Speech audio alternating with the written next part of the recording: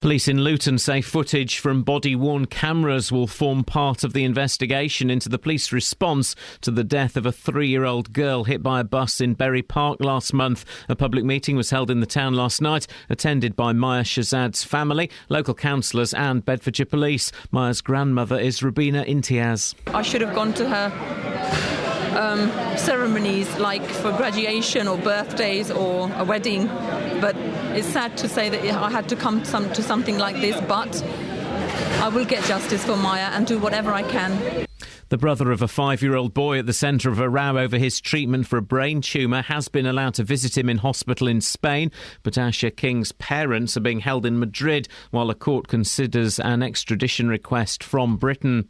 Almost 2 million children aged between 5 and 7 will be eligible for a free lunch from today at primary schools in England. The government's providing £1 billion over 2 years to pay for the scheme, although the Local Government Association says that won't be enough.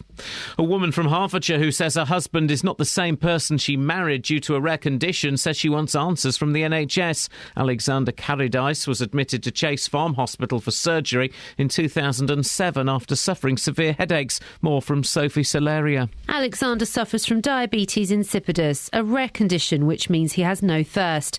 His wife Claudette claims that when he was discharged from Chase Farm Hospital, she wasn't told what happened to him during the surgery and wasn't given a care plan for his condition.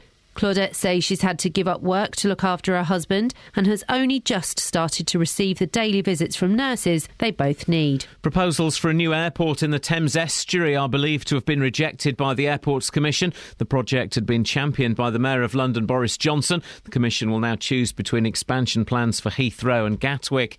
In sport, England striker Danny Welbeck has joined Arsenal from Manchester United for £16 million as the transfer window closed last night. Milton Keynes Dons have kept hold of teenage midfielder Dele Alli. The weather, cloudy with a chance of a shower, also some bright or sunny spells, a maximum temperature 21 degrees Celsius, and you can get the latest news and sport online at bbc.co.uk/Three Counties.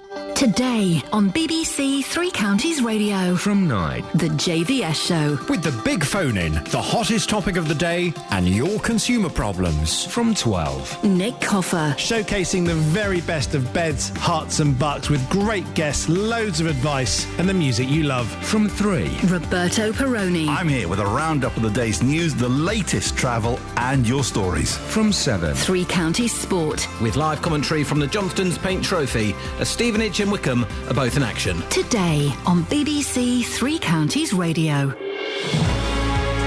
Well, if the off-air bounce is anything to go by, this is going to be a very, very vulgar... this is going to be a very, very funny show.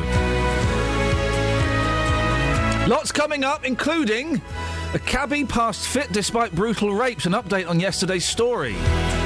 The Shazad family demand answers. Oh, you've changed it at the last minute. Yeah. Why? You thought it was in the probes? Yes. Yeah, well done, well done. Cass brought her squeeze box in.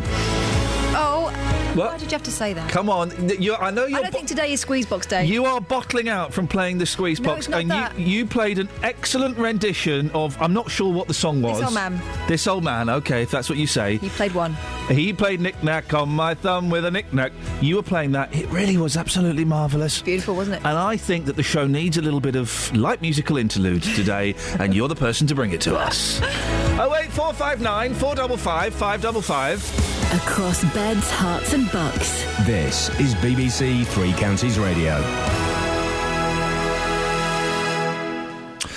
And can we ask, because I've been having some classic celebrity banter. He's been stalking on Twitter. I've not been stalking anybody. I've been having some very, very funny exchanges. Oh. What? Privately, then? No, publicly, on Twitter. They were the funny one. With one of the in-betweeners. Which one?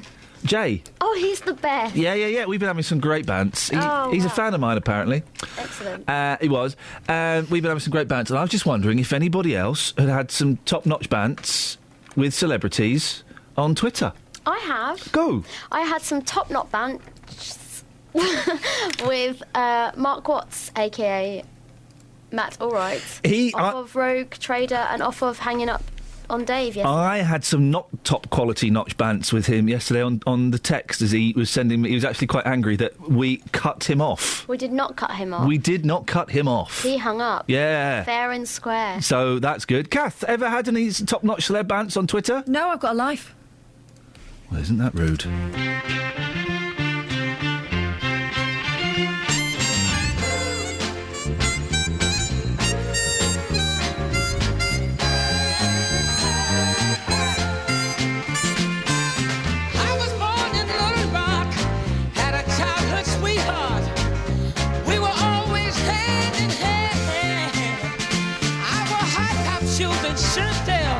Susie was in pigtails. I knew I loved her even then. You know my papa disapproved it. My mama booed it. But I told them time and time again. Don't you know I was made to love from a world all around her. Yeah, hey, hey, hey. She's been my inspiration. Showed appreciation for the love I gave her through the years. Like a sweet magnolia tree, my love blossomed tenderly. My life grew sweeter through the years. I know that my baby loved me. My baby needs me. That's why we made it through the years. I was made to love, worship and adore.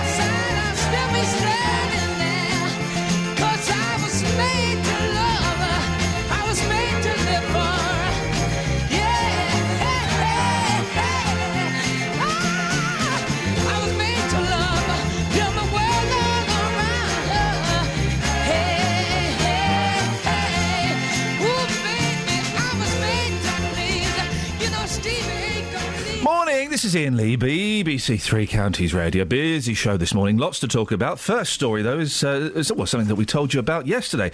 We mentioned that the Mayor of Milton Keynes has resigned after personally vouching for a convicted rapist's suitability for a taxi licence.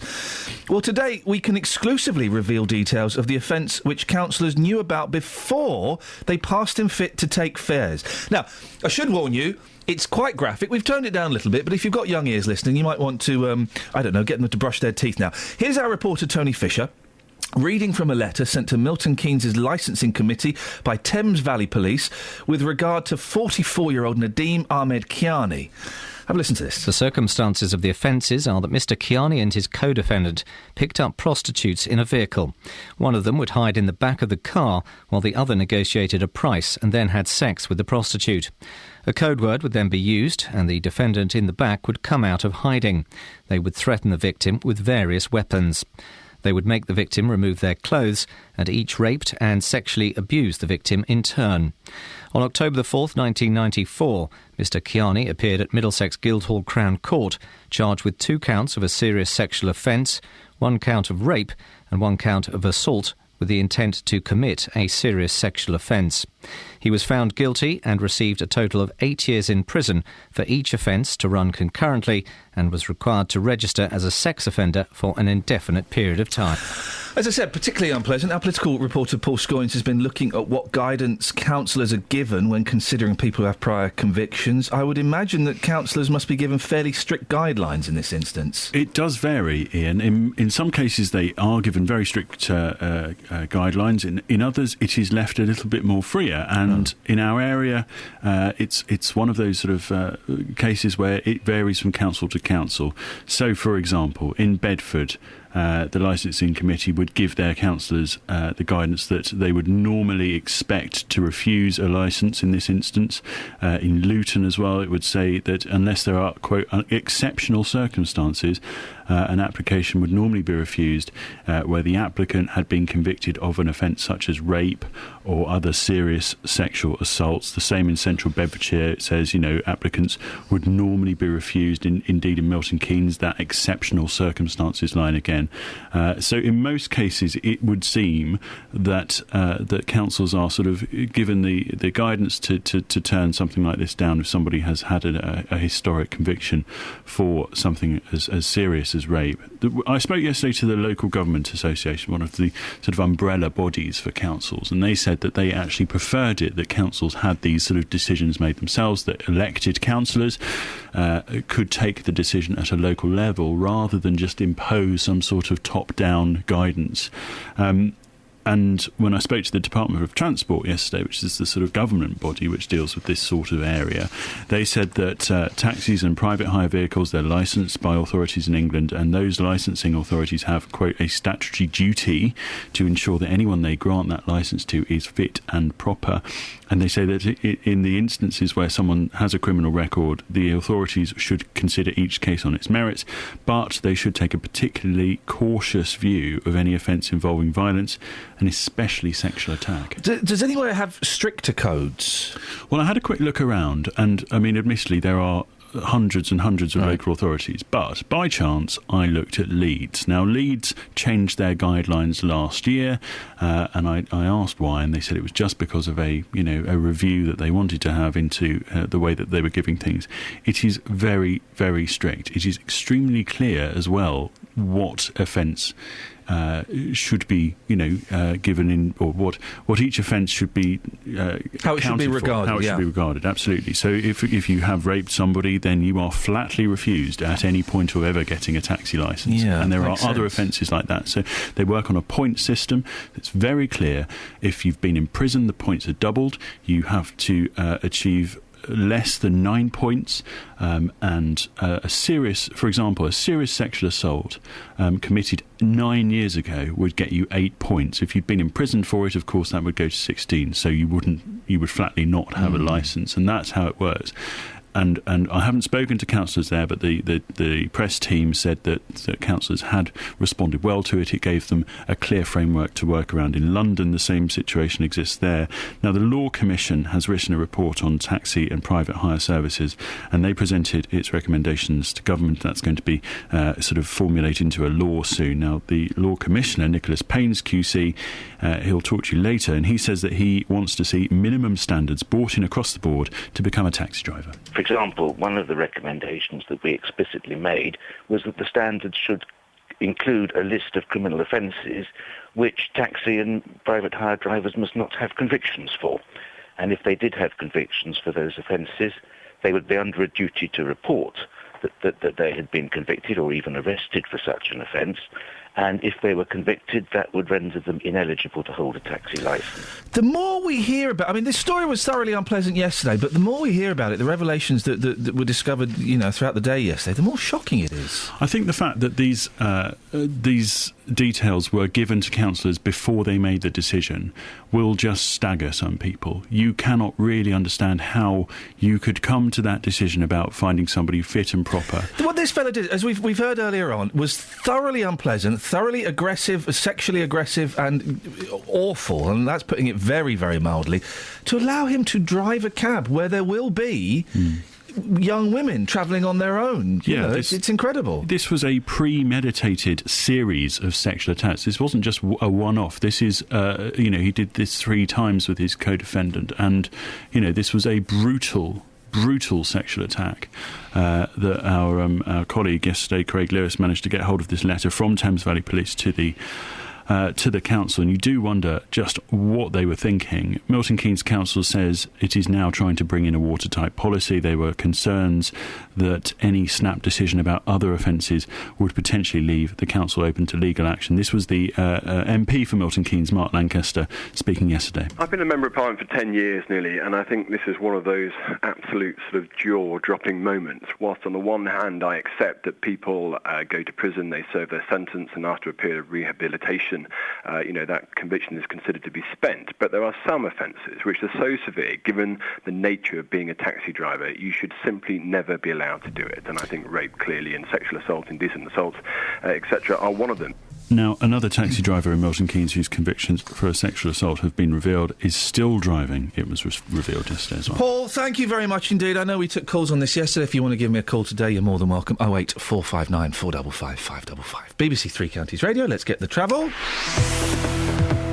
Travel news for beds, cards and bugs. BBC Three Counties Radio.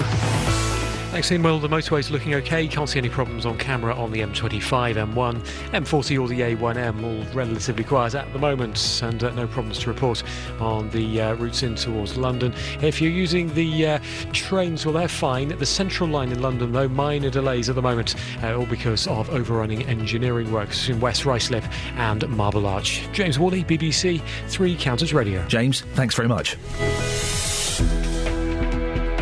It's 6:17. It's Tuesday, the 2nd of... Can you believe it's the 2nd of September, Scoins? Huh? Yeah, I know. Unbelievable. Almost Christmas soon.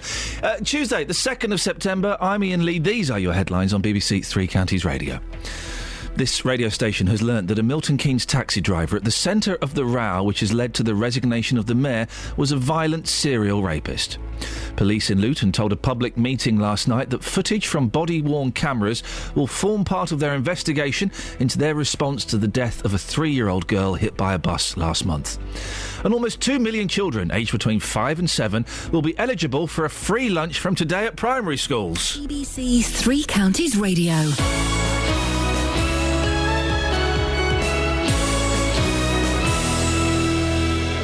Zilch, Mr. Davalina, Mr. Bob Davalina, Mr. Davalina, Mr. Bob Davalina. Zilch, China Clipper calling Alameda. China Clipper calling Alameda. Zilch, China Clipper calling Alameda. Please self-defense. Never mind the furthermore, the plea is self-defense. Never mind the furthermore, the plea is self-defense. It is of my opinion that the people are intending. It is of my opinion that the people are intending. It is of my opinion that the people are intending. It is of my opinion that the people are intending. It is of my opinion that the people are. It is of my opinion that it is of my people that the Timothy. Never mind the furthermore, the plea is It is my opinion that the people are intending. It is my opinion that the people are intending. It is my opinion that the people are intending. It is my opinion that the people are intending. It is my opinion that the people are intending. It is my opinion that the people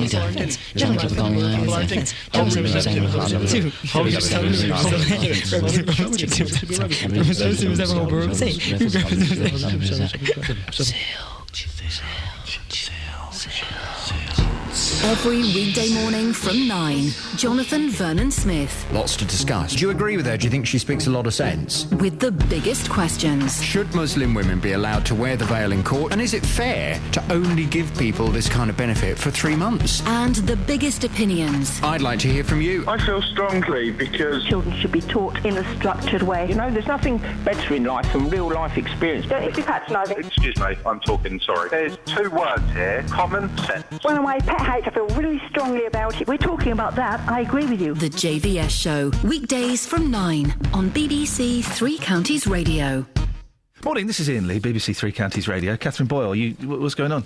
I thought that song you just played, if that's what it can be described as, was utter crud. What? It's rubbish. What was that? I don't get it. What? You're joking, yeah? No. Yeah? Is that top class celebrity bands? No. I've not been pwned, Paul Scoins. I've not been pwned. He's making the poning gesture. The Scoins thought it was rubbish as well. Well, Scoins listens to rubbish music. And you listen to... Kelly listens to Give Me... Did you like it, Kelly? I loved it. Yeah. It made me feel extremely happy. Say normally about Kelly's choices. Kelly's got excellent choice of music. She does BBC Introducing, but that to one side, she still has an excellent choice of music. OK, well...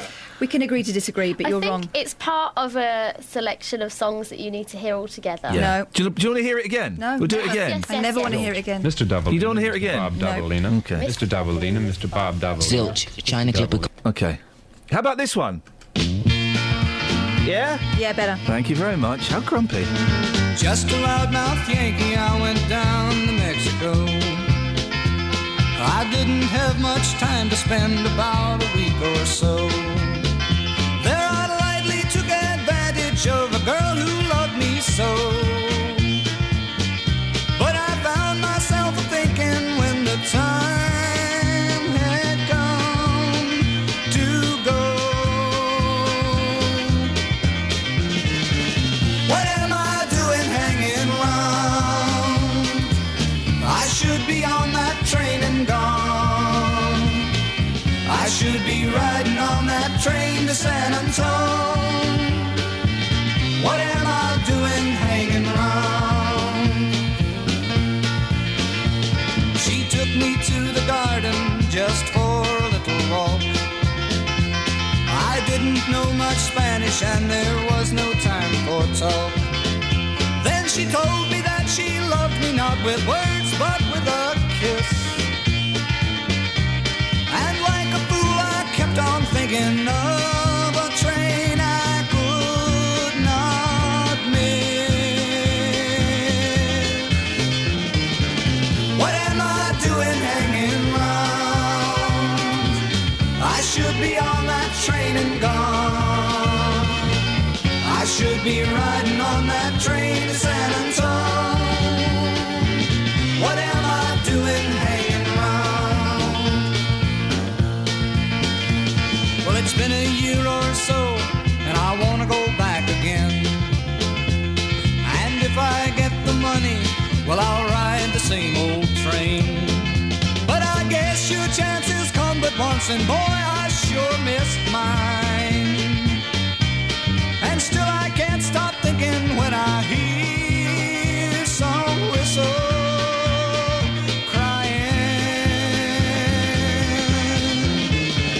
What am I doing hanging round? I should be on that train and gone. I should be riding on that train to San Antone. What am I doing hanging round? What am I doing hanging round? I should be on that train and gone. I should be riding on that train to San Antone. What am I doing hanging round? What am I doing hanging round? I should be on that train and gone. Morning, this is Iain Lee, BBC Three Counties Radio. Now, the family of Maya Shazad says changes have to be made before another child is killed in Berry Park. The comments came following a heated community meeting with Luton Council and police officials last night. In case you don't remember, 3-year-old Maya was knocked down and killed by a bus on Dunstable Road in Berry Park on the 8th of August. Well, our reporter Ben Nye was at the meeting. Ben, what did the family have to say? Well, I mean, this was obviously a highly charged, emotive evening, and to give a sense of the atmosphere there, we were kind of led into the hall, and the backdrop was a slideshow of kind of family photos of Maya. This was clearly an emotional time for some family members who were in the audience who weren't able to speak. Some were visibly upset, and judging by the comments and questions coming from the audience, there was a mixture of that sadness, but also frustration and sometimes anger. Maya's grandmother was on the panel. She was kind of the spokesperson for the family. Her name's Rabina Imtiaz, and she made a heartfelt speech to open the meeting, including a message from her daughter, Maya's mother. She was my life for 3.5 years, but on that day she was taken away from me within seconds. I will never be able to comprehend how she died. What I have lost is irreplaceable, and the pain I am going through is indescribable. Maya had touched the hearts of many. She was a kind-hearted, generous and intellectual little girl. It is extremely unfortunate that she has been taken away from her loved ones so soon, and is devastating that I will be left with this heartache for the rest of my life. For those who have grandparents, they would understand the pain that I am actually going through. We'll hear a bit more from Maya's grandmother a little later in the programme. Very sad. It is, and that was kind of the backdrop to which this discussion took place. Her uncle also made it clear that his family and the community were concerned with the actions of Bedfordshire Police that day and anxious to stress to Luton Council their concerns about road safety in Bury Park. What were the main themes for the evening? Well, I think those two concerns that her uncle mentioned were kind of the main drivers. In fact, at the front of the hall, a large poster read, "The family need answers, the community need answers." Unfortunately, with investigations still ongoing into the accident itself, as well as the response of the police that I just mentioned, answers weren't really going to be forthcoming. No. That said, the police and council were both there to listen and respond where they could. Arriva Buses, who operate the bus route, they were also invited. They declined the offer because of this investigation. Now, as emotions ran high, control at the meeting did wane a little bit as people were keen to get their views across. At one point, this chant spontaneously came from the crowd. In short, today, I think everyone here in mind that those officers are suspended. Yes! We want justice! We want justice! We want justice! We want justice! We want justice! We want justice! Gosh, very passionate there, yes. Absolutely. And these emotions boiled over on a number of occasions. You know, there was actually another "We Want Justice" chant a little bit later after that. Yeah. I think they want to feel that Maya's death is treated with respect. That was that lessons are learned, and that was the impression I got. One other theme was trust, I'd say. You know, our listeners may be familiar with stories we've covered here on this programme regarding Bedfordshire Police over the last 12 months or so.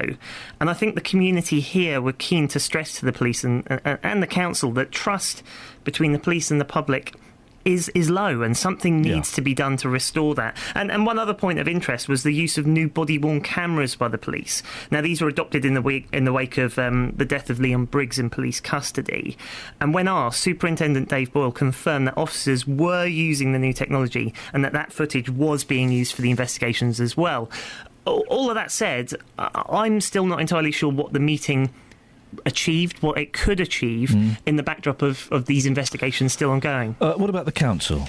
Well, the public forum was keen to ask the council about the layout of Bury Park. They questioned its safety. They said that they were concerned that there weren't proper crossings throughout Bury Park. That poster that I mentioned at the front of the hall said, "We want a safer Bury Park." People were saying that they'd witnessed near misses on a daily basis. However, the council insisted the current layout in Bury Park was much safer than it was before. After the meeting, I spoke with Councillor Dave Taylor, who's in charge of highways, to ask what he and the council will be doing. The problem is that the community and the family are looking for answers which nobody could give tonight. And until the police investigation is over, and the police may make recommendations, but initially they've said, in their opinion, and their initial investigation was that the road layout played no part in the accident.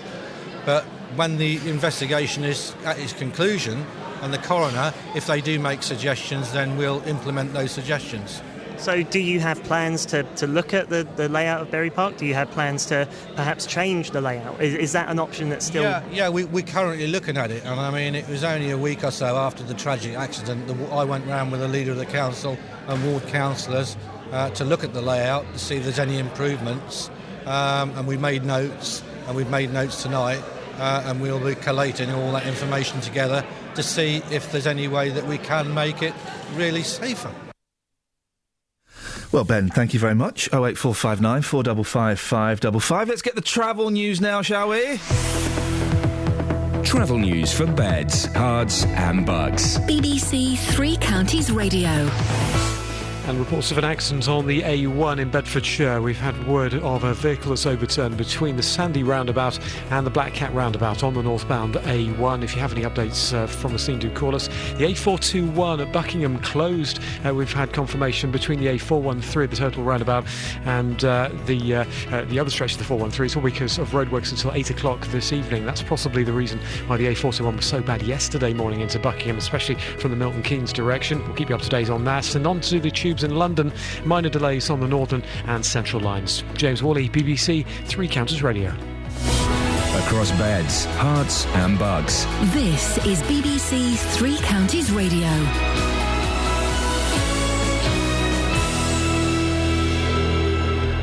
It's 6:30, I'm Simon Oxley. BBC Three Counties Radio has learned that a Milton Keynes taxi driver at the centre of the row which has led to the resignation of the mayor was a violent serial rapist. Police in Luton told a public meeting last night that footage from body-worn cameras will form part of the investigation into their response to the death of a 3-year-old girl hit by a bus last month.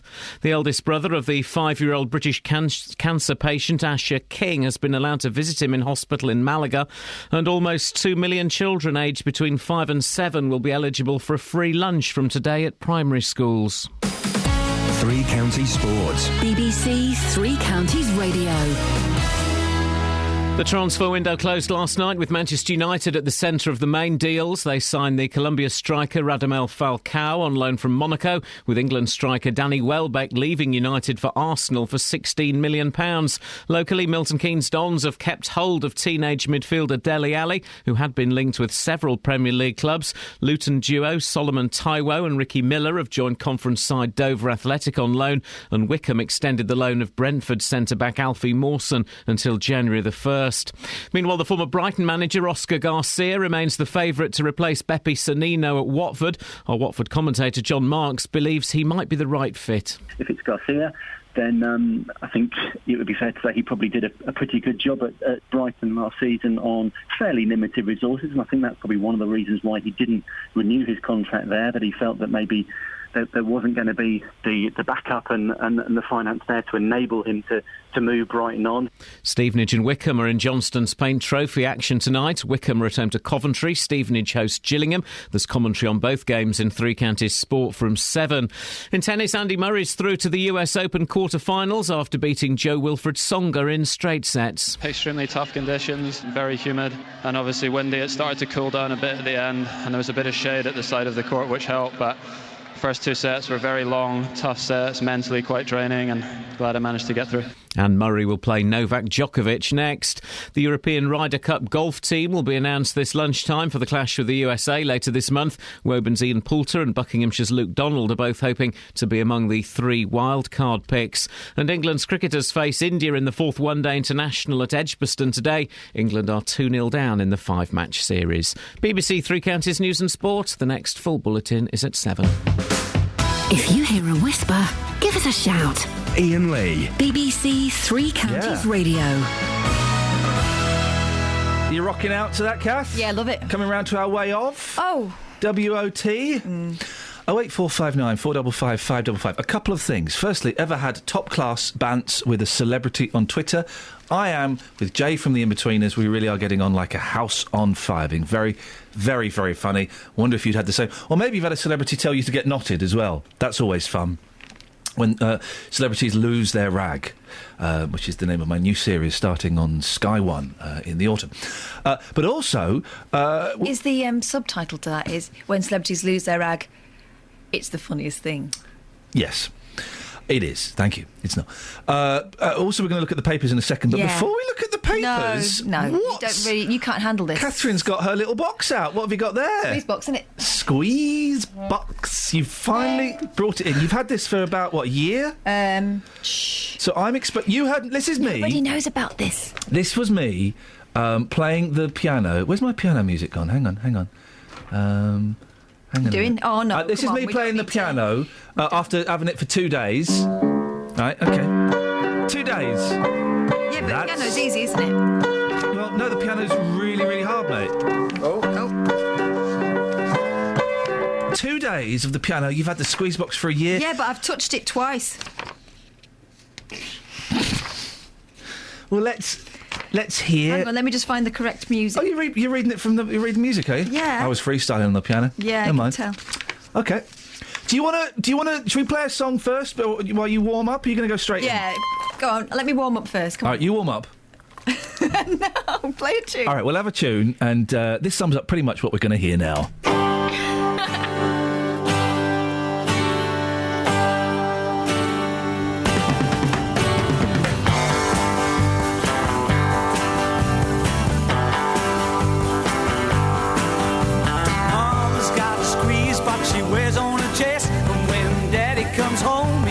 Gets no rest, 'cause she's playing all night. And the music's alright.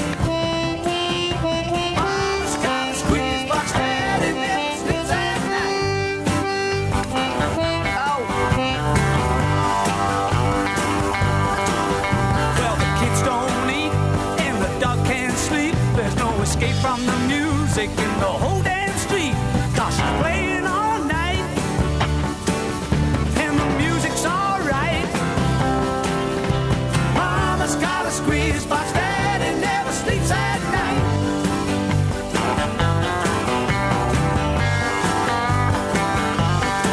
She goes in and out and in and out and in and out and in and out.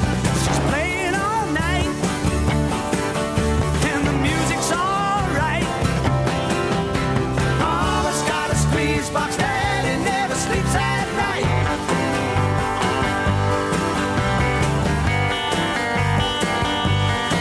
She goes, squeeze me, come on and squeeze me, come on and tease me like you do.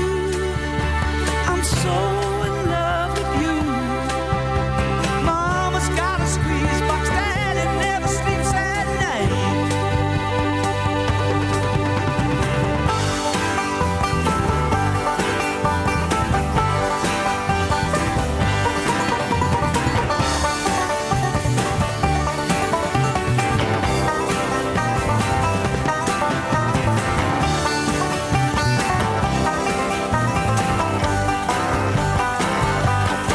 She goes in and out and in and out and in and out and in and out. 'Cause she's playing all night, and the music's alright.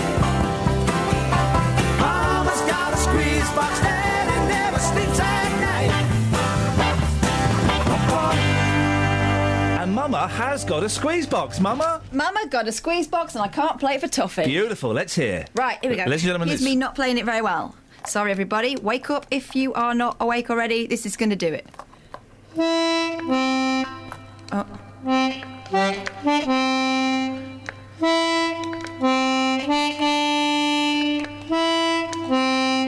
Oh.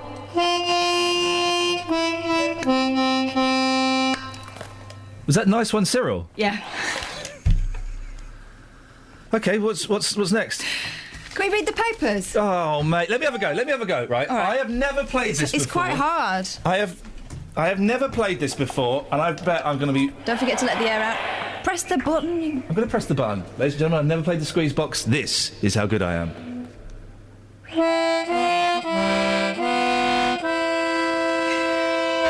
That was a million times better. I've got my thing caught in there. Yeah, that happens. That does happen. Thank you, Catherine, for bringing that in. Well, if you've got any requests, Apart from stop, then Catherine will be happy to take them. No, I think we've all had enough 08459 455 555 is the old number. Sur la pont d'Avignon. On y danse, on y danse. Sur le téléphone. Oui. Here comes a baby.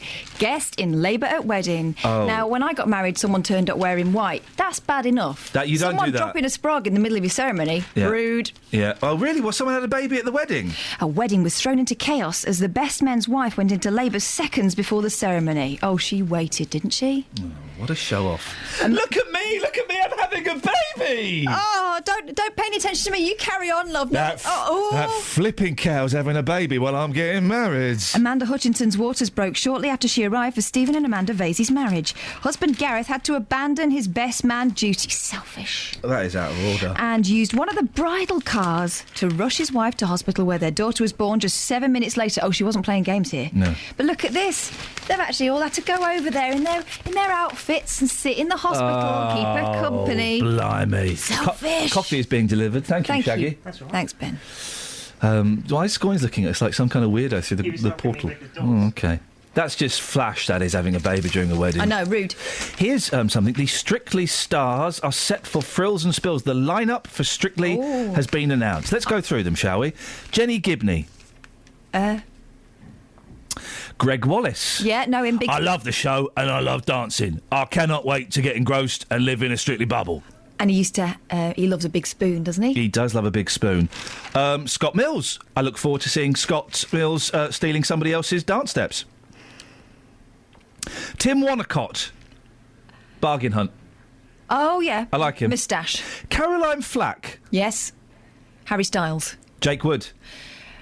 He probably would. Who is he? He's the EastEnders star that was buried in a coffin on Christmas. No. Okay. Tom Evans, rugby. Yep. Judy Murray. Oh, yeah, Andy's mum. Oh, Mum, you're doing the dancing. Frankie Bridge from the Saturdays. I hope she wins. Is that fair? Yeah. She dances for a job. Yeah, she's a good dancer. Yeah. She's a very good dancer. Yeah. Sunetra Sarkar, who was in Brookside. Alison Hammond, who used to have a crush on me. Steve Backshall, who's a naturalist. Oh, I hope he's wearing clothes when he's doing the show. Mark Wright from The Only Way is Essex, and Simon Webb from Blue. It really is a tour de force of celebrities. It'll be like going out into the back garden on a clear night and looking at all the stars. Yeah? I don't watch it. Do you watch it? Of course I don't watch it.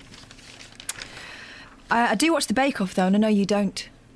I don't watch the Bake... I spoke to someone who was in the Bake Off at the weekend. Yeah, I know. I heard.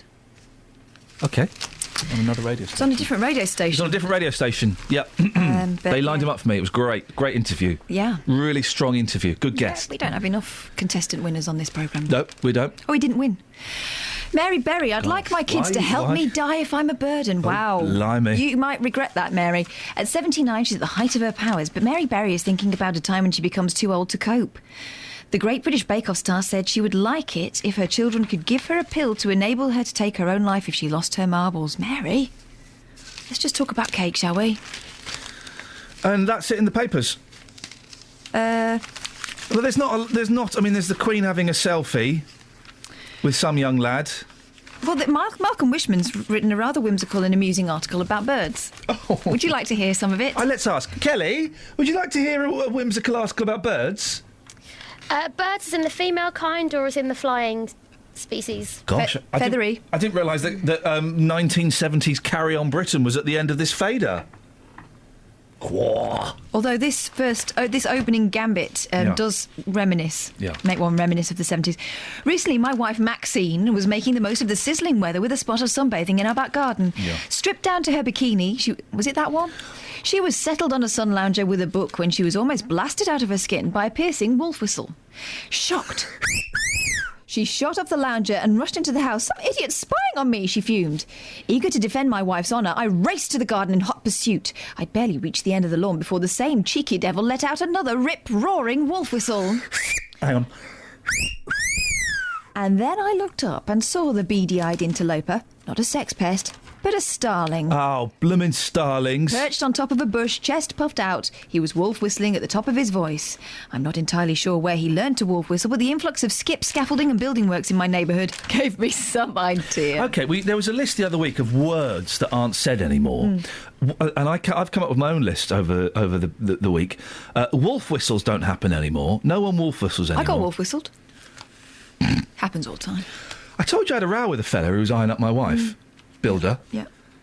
What did you say? She's not that good looking. No, I said, mate, he was looking at my wife's bottom as we walked past and nudging his mate. And I said, mate, I'm here. Yeah. Have a little bit of respect. And we were having a little bit of an argument as I was walking down the street. And as I turned to go into the building I was going into, with Jim, he went, yeah, get lost, Glenn Miller. That was his put down, Glenn Miller. Pound. Anyway, my words are no longer said anymore. I got wolf whistled by a vintage builder. Really? Yeah, they were really old. Gosh. Still put a spring in my step. Probably couldn't see. Words that people don't say anymore. McEnroe? You're right. Yeah. I'm paying you a backhanded compliment. Slazenger. Tamagotchi. You're just listing old-fashioned things. These are words that people don't say anymore. Radiogram. There's one. And spinning Jenny. It's 2 words. I can't have that. OK, another one. Caustic. Who says caustic these days? Let me think of another one. I had loads. I should have written them down. Yeah, you should have really. Travel can wait. Western? No, we do say that quite a bit. When? Well, Western forces, Western troops. I've not said that. All right. The Western world. OK, well, no, who says... What's the Western world? No one even knows what that means. It's not a thing. No, the West. Oh, you're thinking Wild Wild West. I was thinking of Steve Weston. Oh. Travel news for beds, cards and bugs. BBC Three Counties Radio. Well, the northbound A1 is now closed. We've just had word in from the Highways Agency. The northbound A1 closed off between the Sandy roundabout and the Black Cat roundabout. It's a lorry that's overturned. We first had word of this earlier on this morning. It's northbound A1 closed between the Sandy roundabout and Black Cat. We understand there's a diversion via the black triangle symbol.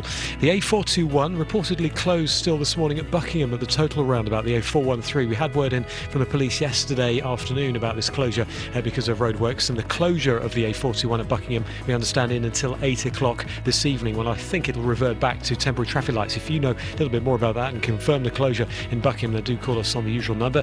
As for the trains, they're fine across the three counties. Into London, though, minor delays on the northern and central lines. James Worley, BBC Three Counties Radio. Thank you, James. 6:46. It's Tuesday, the 2nd of September. I'm Iain Lee. These are your headlines on BBC Three Counties Radio. This radio station has learnt that a Milton Keynes taxi driver at the centre of the row, which has led to the resignation of the mayor, was a violent serial rapist. Police in Luton told a public meeting last night that footage from body-worn cameras will form part of the investigation into their response to the death of a 3-year-old girl hit by a bus last month. And almost 2 million children aged between 5 and 7 will be eligible for a free lunch from today at primary schools. Coming up, we'll speak to Justin Dealey, but before that, let's get the weather with Georgina. Beds, Hearts and Bucks weather. BBC Three Counties Radio. Good morning. A few fog patches around first thing, but actually many of us are going to be holding on to that low cloud for much of the day. There will be some brighter spots, but for many it will be overcast really generally, but light winds and not feeling too cool either, with highs of 21 degrees Celsius. And tonight, a fairly cloudy night again, 1 or 2 clear spells, temperatures down to about 13 degrees, so quite mild. Probably a bit more fog to contend with first thing tomorrow morning, and actually it starts off in the same vein, feeling quite similar to today. But by the afternoon, we are seeing that cloud thinning out, breaking up and allowing the sun to shine through in spells. I'm looking at highs of about 22 degrees Celsius. Thursday, another foggy start, but it brightens up, and that's when we're likely to see the temperatures peak for the week. Friday and Saturday, there's always a slight risk of a shower, but it should be mostly dry, generally bright with sunny spells. That's your latest forecast. If you've missed any of the programmes from the last week, you've missed things like this. You're never quite, where you want to be. You've always got to keep going and have new dreams and new aspirations, and mistakes happen. You have to just get over them and keep going. But there is a way you can hear it all again. After a 12-year period of abstinence, actress Daniela Westbrook relapsed, proving just how dangerous an addiction to drugs can be. bbc.co.uk/Three Counties Radio. The reality was, at the age of 26, I knew I was dying, and yet it still took me 3 years to find a way to stop doing what I knew was killing me. Allowing you to listen to what you missed. bbc.co.uk/Three Counties Radio. If you hear a whisper, give us a shout. Iain Lee. BBC Three Counties Radio. If you hear a whisper, just give us a shout. It's about words that no one says anymore. I've come up with some corkers. Yeah. Slazenger, Tamagotchi, McEnroe, Weston. Kelly, you've come up with a few, haven't you? Courting. Yeah, I say courting. Yeah, I say it in an ironic fashion. Yeah. Dial up. It's 2 words, but I like it. Opal fruits. It's 2 words, but I like it. Pager. Yeah. We're just naming old-fashioned things. I paid you. I paid you yesterday. Yeah, guys. You didn't page me enough. You still owe me? I'll page you later. Okay. Alligator? No one says alligator anymore. It's all crocodiles. Kels, any more? T-Rex. You wait till you have sons. They'll be saying it all the time. Abacus. Abacus. Why did you do that? Abacus. You totally abacussed me earlier on, and I didn't appreciate it. And I paid you. Fun bands. Kath, you've not got with any. Well, because it's a silly thing. It's not a silly thing. Puff. Of smoke? No, a puff. Well, there's a reason why I don't say that anymore. No, for the thing you put your feet on. No one calls it a puff anymore. No, people call it a buffet and all sorts. My nan, when she was trying to sound posh, would say buffet. Or a poof. But when it was just us, she'd say, it passes the puff. Really? Yeah. Why was it called that? I don't know. It's a really strange... Because it was a footstool. Is buffet French for something? No. No. No? I don't think so. A poof would be like an inflated thing, I guess. I don't know. Well, you speak foreign. I know, but it's just a noise, isn't it? Justin, any words that no one says anymore? Puff. I'm with you on that one. Yeah, do you know what? I bought a new sofa about 2 years ago, and he said to me, "Yes, the buffet." I said, "What?" He said, "The buffet." I said, "What, you mean the puff?" No, the buffet, sir. Yes, the puff. It's £199. It's a puff. It's £199. Hang on, let's stop at that bit. Really? It's political correctness gone absolutely bonkers. Probably can't say bonkers anymore. Probably can't say mad anymore. Absolutely. Anyway, we'll take your calls on words that you can't say.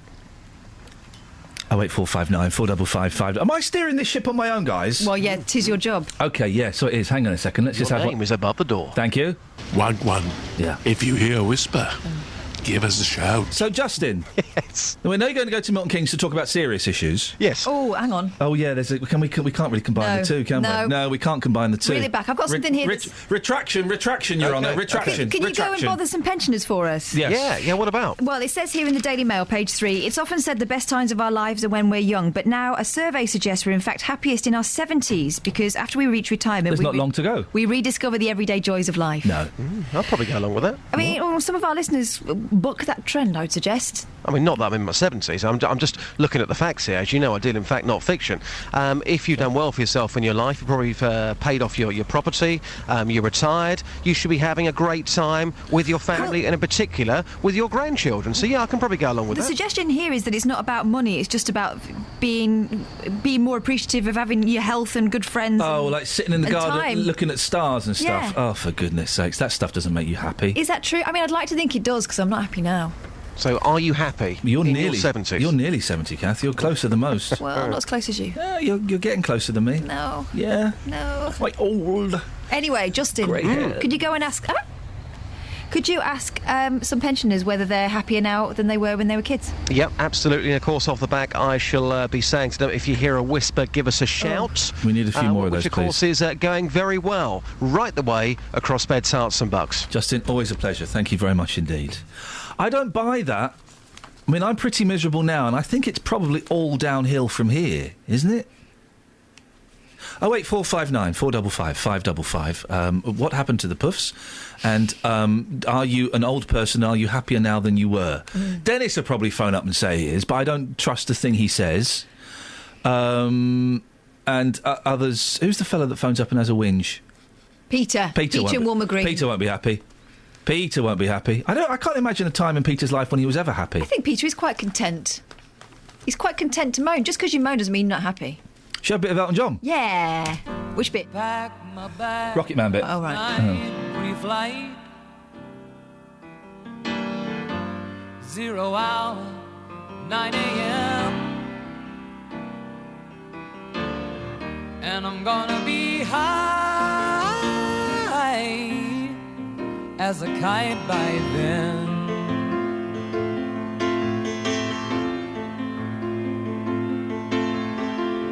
I miss the earth so much, I miss my wife. It's lonely out in space on such a timeless flight.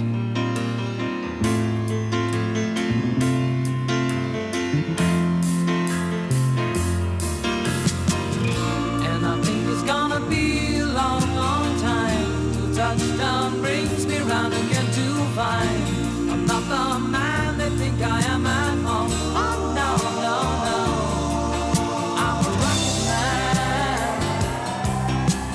rocket man, burning out his fuse out very long.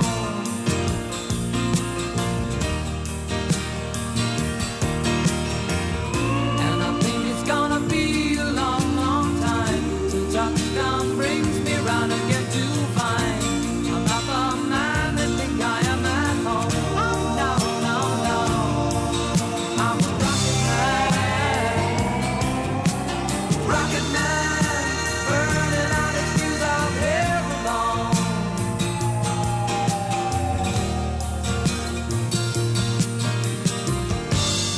ain't the kind of place to raise your kids. In fact, it's cold as hell, and there's no one there to raise them if you did.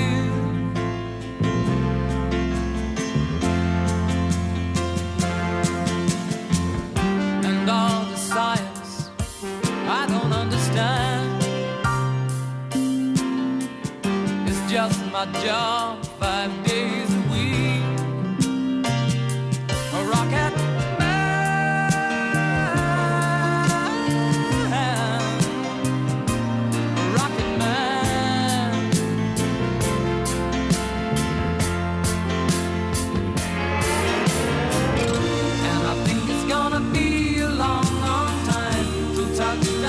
Right, let's get to some old people. Dennis in Dunstable, morning. Good morning. And good morning to Philip. Good morning. Right, who's the happy... Are you right, let's start with you, Dennis. Are you happier now or then? Yes, I'm happier now. And don't forget, I'm twice your age, so if you're really miserable... What is going on with your phone? I don't know, don't ask me. I'm just talking. OK, well, let's ask Philip. Philip, what's going on with his... No, are you happier now, then? Or I think I am, Ian. You know, I mean, yes, I'm enjoying myself, you know. What, now? Oh, yes. I mean, so much activities. It's all going on all the time. Lots of women and, you know... now this is what you come down to with the older men. Yes. Slimmer pickings for the ladies means better time for you. Oh, exactly. But old people don't have it away, do they? Oh, I don't know. I mean, I'm not going to answer that. No, OK, good, because that would be horrible. That's a bit too personal. Bit too fresh. Let's just say I've got a big list of... big what? Of lady friends. Oh, yeah? Yes. Got a little black book? Oh, yeah, well, and a magnifying glass to read the names? I've got 2 black books. What? Philip. Yes, I know. I know. You know, it's it wasn't my fault. I mean, you know, just they keep getting added to the book. Yeah, and do they know about the other ones? I think some of them do. Yeah, because sometimes the two come along together. See, Dennis, you played this game all. I know. Yeah, you played this game all wrong, Dennis. You've been married for however many years. Yes, but I'm twice as happy as you are to start with. Oh. Don't forget, I'm twice your age, and you say you're miserable now. Ah. You poor old soul. Is he talking about Ian or is he talking about me? Ian. Oh, I see. Oh, right. You say you've been married, Dennis. For how many years have you been married? 65. Ah, well, do you know, I sometimes think, you know, that I would have liked to have been married. I never was. But, you know, I mean, you know, I can imagine, you know, it's got its advantages. You've only got to pick the right girl in the first place. That's the thing, is finding her, isn't it? That's the problem. And then when you've lived with her for a long time, you couldn't run after another one. You haven't got the energy. Oh, is that what it is? Yep. Can't you buy things, though, to help you? No, yes. Well, what I do, I get out of bed in the morning, exercise, I kick the bucket.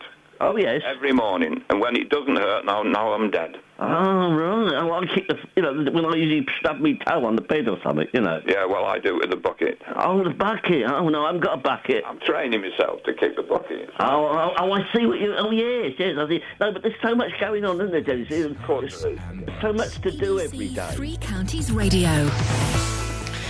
The northbound A1 is currently closed between the Sandy roundabout, the A603, and the A421 at the Black Cat roundabout. A lorry is overturned and it's going to take some time to recover it. Police tell us the closure likely to be in until mid-morning. You're asked to follow the black triangle symbol, which is the diversion route. A421 at Buckingham closed this morning at the A413 total roundabout for roadworks. Already busy at westbound, you can see on the speed sensors. And the M1's partially blocked out of London between 5 and 6 as a car has overturned. James Worley, BBC 3 Counties Radio. James, thank you very much. I've realised that by asking old people if they're happier now than they were years ago, it's pretty much the same as asking, how you doing, love? You all right? Well, we can do that. So, how you doing, love? You all right? Give us a call. We'll speak after the news with Simon.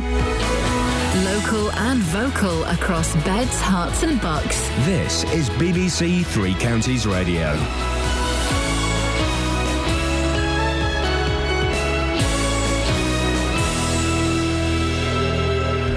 It's 7 o'clock. The headlines. BBC uncovers full extent of Milton Keynes taxi driver's rape crimes. Public meeting into road death of Luton 3-year-old. And 98% of primary schools to offer free meals from today. BBC Three Counties Radio. BBC Three Counties Radio has learned that a Milton Keynes taxi driver who was approved to carry passengers was a violent serial rapist. Nadim Ahmed Kiani served 8 years for sexual assaults on prostitutes in 1994. The row has led to the resignation of the mayor who vouched for him. Our Milton Keynes reporter Craig Lewis has more. I've seen a letter from Thames Valley Police that outlines the full details of Mr Kiani's offences. 44-year-old Nadim Kiani and an accomplice raped prostitutes in London on 3 occasions in March and May 1994, threatening them with weapons. Despite having this information at a meeting in 2012, the council's regulatory subcommittee lifted a suspension on Mr Kiani's licence.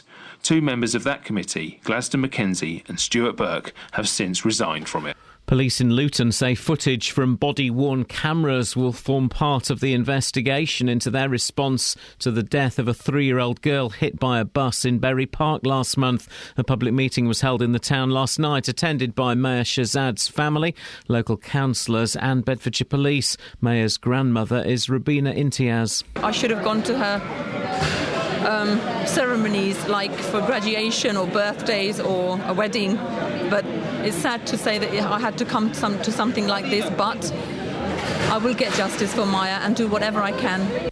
The Liberal Democrats say 98% of schools will be offering free lunches to pupils up to the age of 7 from this week. The policy has been criticised for its cost and for its impact on school budgets. The eldest brother of a 5-year-old boy at the centre of a row over his treatment for a brain tumour has been allowed to visit him in hospital in southern Spain, but Asher King's parents are being detained for 3 days in Madrid while a court considers an extradition request from Britain. A woman from Hertfordshire who says her husband is not the same person she married due to a rare condition says she wants answers from the NHS. Alexander Carridice was admitted to Chase Farm Hospital for surgery in 2007 after suffering severe headaches. More from Sophie Solaria. Alexander suffers from diabetes insipidus, a rare condition which means he has no thirst. His wife Claudette claims that when he was discharged from Chase Farm Hospital, she wasn't told what happened to him during the surgery and wasn't given a care plan for his condition. Claudette says she's had to give up work to look after her husband and has only just started to receive the daily visits from nurses they both need. An ambitious plan to build a new airport in the Thames estuary has been rejected by the Airports Commission. The project had been championed by the Mayor of London, Boris Johnson. The Commission will now choose between expansion plans for Heathrow and Gatwick.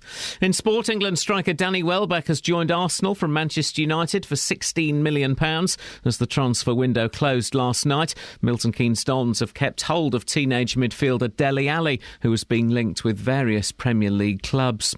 The weather cloudy with a chance of a shower, also some bright or sunny spells, a maximum temperature 21 degrees Celsius. And you can get the latest news and sport online at bbc.co.uk/3 counties. Today on BBC Three Counties Radio. From 9. The JVS Show. With the big phone-in, the hottest topic of the day and your consumer problems. From 12. Nick Coffer. Showcasing the very best of beds, hearts and bucks with great guests, loads of advice and the music you love. From 3. Roberto Perroni. I'm here with a roundup of the day's news, the latest travel and your stories. From 7. Three Counties Sport. With live commentary from the Johnston's Paint Trophy, as Stevenage and Wickham are both in action. Today on BBC Three Counties Radio. Morning, Iain Lee, BBC Three Counties Radio. Coming up, well, more on the taxi driver story from yesterday. What happened last night at a meeting to talk about the death of a 3-year-old little girl. And old people, are you happier now than you were? Are you happier now than you were? 08459 455 555. Across beds, hearts and bucks. This is BBC Three Counties Radio. I forgot to mention this in the papers, and Simon reminded me there.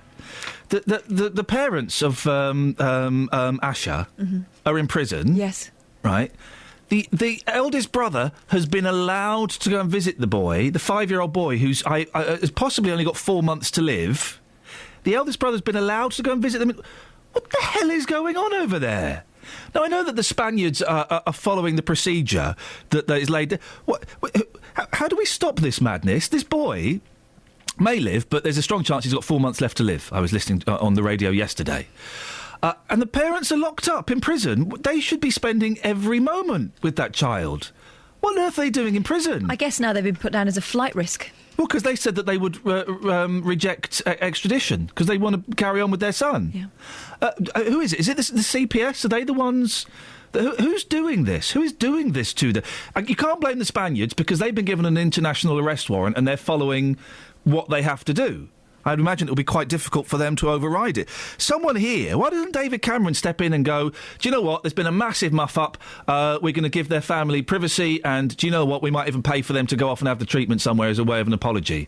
Someone needs to step in and do something. Some compassion's required, isn't it, at this point? This is insane. The parents are being kept in prison. I didn't realise it was both parents. I thought it was just the dad. It's the mum is being kept in prison as well.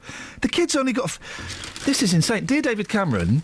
Or somebody, David Cameron, step in and say there's been a massive muff-up, we're really sorry, let's release the family. Do you know what, as way of a recompense, we're going to pay for them to go and have their treatment done somewhere, and can we please have a press blackout? I don't think they could do that, because it would set a precedent, wouldn't it? Well, yeah, it would set a precedent, but they've already set a precedent of arresting a family that are guilty of, let me think, nothing. Nothing whatsoever. All right, OK. Why doesn't David Cameron release them and someone like Richard Branson... I've just looked at a really inappropriate picture on page 19 of The Sun. Dearie me. And Richard Branson say, do you know what, I'll pay for the treatment. You know, why doesn't someone do... It seems this is now insane. And that poor family, their little boy's dying. Imagine one of your kids are dying. There's a horrible thought for you on a Tuesday morning, but imagine it. And you are not allowed to sit next to your little boy and hold their hand or hold them because you're in prison. I think this story just gets worse and worse and worse, doesn't it? I know we talked about it yesterday. If you want to have your... I don't know what else there is to say apart from this is disgusting. If you want to have your say on it, 08459 455 555. Absolutely outrageous, isn't it? Now, a story that we touched on yesterday, BBC Three Counties Radio has learnt that a Milton Keynes taxi driver who was approved to carry passengers was a violent serial rapist. 44-year-old Nadeem Ahmed Kiani served 8 years for sexual assaults on prostitutes in 1994, threatening with weapons. We won't go into details, but it was really horrific attacks that this gentleman, and I use that term very, very loosely, put upon his victims. Now, despite having this information at a meeting in 2012, the council's regulatory subcommittee lifted a suspension of Kiani's licence. Well, Justin got this reaction from cabbies in Milton Keynes this morning. So you've been a taxi driver in Milton Keynes for 18 years. You've heard about some of the offences committed. That person was then given a taxi licence here. What's your reaction to what you've just heard? Well, it just makes a mockery of the whole system. We have to renew our badges every 3 years. We have to do a CRB every 3 years, which is a CRB is a police check. And, it just makes a mockery of the whole system. Are you in complete shock? Yeah. I mean, the main problem with the CRB is most taxi drivers are working with women, well, everybody really, children. If you've got a sex offence, you should never ever be considered for a taxi driver. Well, here's somebody who's been a taxi driver for 26 years. How on earth did this man get a licence? It's just unbelievable. Like I said, we all have to have a police check, and it just seems that everything's a waste of time. You know, we have a police check every 3 years. I just don't know. Are you frustrated yourself that somebody like this can get a licence? I am, because we always think that the black taxis are safe. You know, there's adverts to say that, you know, make sure you're getting a proper taxi. And this just makes a mockery of everything. Well, that was Justin Dealey speaking to cabbies this morning in Milton Keynes, joined now by Nicholas Paynes, QC, who's from the independent body The Law Commission, which has set out recommendations to the government on the licensing of taxi drivers. Morning, Nicholas. Good morning. Well, just to briefly explain what the Law Commission is and what it does. Well, we're a public body, and our job is to review the law and make proposals for reform where the law is out of date or needs improvement or modernisation. And the Department for Transport asked us to review the law on taxis and minicabs, which we did, and we produced a report and recommendations in May of this year. What were your recommendations then, Nicholas? We made dozens of recommendations, but one of them was that there should be nationally set minimum standards of safety, but both of taxi and minicab vehicles and of their drivers. Because it does vary, doesn't it, from borough to borough, what the standards are? That's right. At the moment, the law allows individual borough councils to decide what conditions must be met and who is a fit and proper person to hold a licence. What minimum standards have you recommended? We've recommended that the standards be set by the Department for Transport with the assistance of an expert panel. But one of the specific recommendations we made was that they should include a list of criminal offences which you mustn't have convictions for if you're going to be a taxi or minicab driver. Because, and I know you can't talk specifically about this case, but it does seem incredible that in some areas you can get a licence to drive a taxi when you have been guilty of a series of rapes. Well, we do think that there should be offences, and we haven't specified them, but serious sexual offences are an obvious candidate for it. There should, in our opinion, be offences which you must not have committed if you want to be a taxi or minicab driver. Were you surprised, Nicholas, when you found out that there was no uniform policy for local authorities on this? Well, it goes back to the fact there's a lot of the law on taxis, particularly taxis, dates back to the 1860s, when everything was very much more local. And the taxis were horse-drawn, of course, in those days. Nowadays, when there's so much more mobility, people move around the country much more, take longer journeys in motorised taxis. We think there should be a national core of minimum safety standards which you can rely on wherever in the country you take a taxi. Are you really saying that some of these laws around taxis go back 150-odd years? Yes. That's incredible. That's incredible. I'm shocked by that. When do you hope to get a response from the government on your recommendations? How does the process work? The process is we produced our report in May. The government has agreed that it will consider our reports and give us a response within 12 months on whether they're going to take our recommendations forward or not. So we very much hope that come May or the summer of next year, we will get a positive response from the government. Nicholas, I appreciate your time this morning and your thoughts on this. Thank you. It's Nicholas Paynes QC from the independent body, the Law Commission. Some of the laws regarding cabs go back 150, 160 years. I'm genuinely speechless by that, Catherine. That's incredible. Shocking. No one thought of maybe revising it, I don't know, in the 60s or the 70s or maybe the 80s. Isn't that insane? So the times I felt uncomfortable in minicabs, I may have had reason to. Yeah, No one's watching out for me. What this fella did that we're talking about, I don't want to go into detail because it's horrible and we've got young ears listening. It's thoroughly, thoroughly unpleasant. It wasn't a misunderstanding, let's put it that way. And it happened a few times, and it was a shocking, violent attack that had very unpleasant qualities about it. And again, as we stressed yesterday, we're not tarring all cabbies, mini-cab drivers' cabbies with the same brush at all. Most of them, this is like a tiny, tiny percentage. Most of them are excellent, hard-working people who just want to earn a few quid and are completely trustworthy. But if someone like that, I was going to say slips through the net, didn't slip through the net because they knew what he'd done. Yeah, he wasn't dishonest about it. He flagged it up to the authorities. The authorities weighed it up and thought, yeah, probably be all right. And there's still a fella driving around in that area as a cabbie who's got a criminal record for sexual offences. Now, we don't know what they are, but he's still driving around. Is that because sexual offences against women don't matter? Once it's 10 years ago, you're over it then. Is that the thought, okay, really? Let's ask the question. In 2014. Let's ask the question. Is there a point, let's just talk specifically about sexual offences, is there a point after, is there a period of time that, after a period of time, you go, actually, that was 10 years ago, that was 20 years ago, you've done nothing since, you can drive a cab? Is there a period of time? Or if you've committed a sexual offence, is that it, you never drive a cab ever? What's your knee-jerk reaction?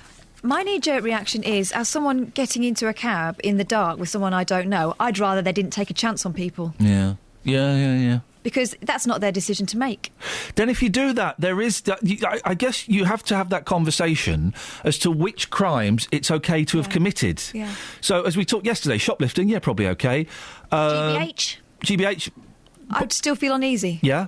Armed robbery? Definitely no. I say definitely no, I don't know. You have to have that... At some point... fraud. Yeah, well, there has to be a cut-off point where you go, anything below that, you can drive a cab. Anything above that, you can't drive a cab. And that's a strange way of doing things, isn't it? Your thoughts on this, please. 08459 455 555. It's BBC Three Counties Radio, 7:15. Let's get the travel. Travel news for beds, cards and bugs. BBC Three Counties Radio. Well, the northbound A1 is closed between Sandy and the Black Cat roundabouts this morning. A lorry is overturned and the recovery is likely to take until mid-morning, we're told by the police. So the northbound closure in between the A603 and the A421. The diversion is signed via the black triangle symbol. Southbound approaching Black Cat looks to be slow on the speed sensors. Over to on the A1 into London, that's already busy Stirling Corner to Mill Hill Circus. The M1 is partially blocked out of London between 5 and 6 as the car's overturned in the left lane between the Watford and Bricket Wood exits. Southbound M1's very heavy passing Luton, we can see on the sensors, and the M25 building up now anti-clockwise 21 to 20 approaching Kings Langley, and it's slow 17 to 16 Maple Cross towards the M40. James Worley, BBC Three Counties Radio. James, thank you very much. 7:16. It is Tuesday, the 2nd of September. I'm Iain Lee. These are your headlines on BBC Three Counties Radio.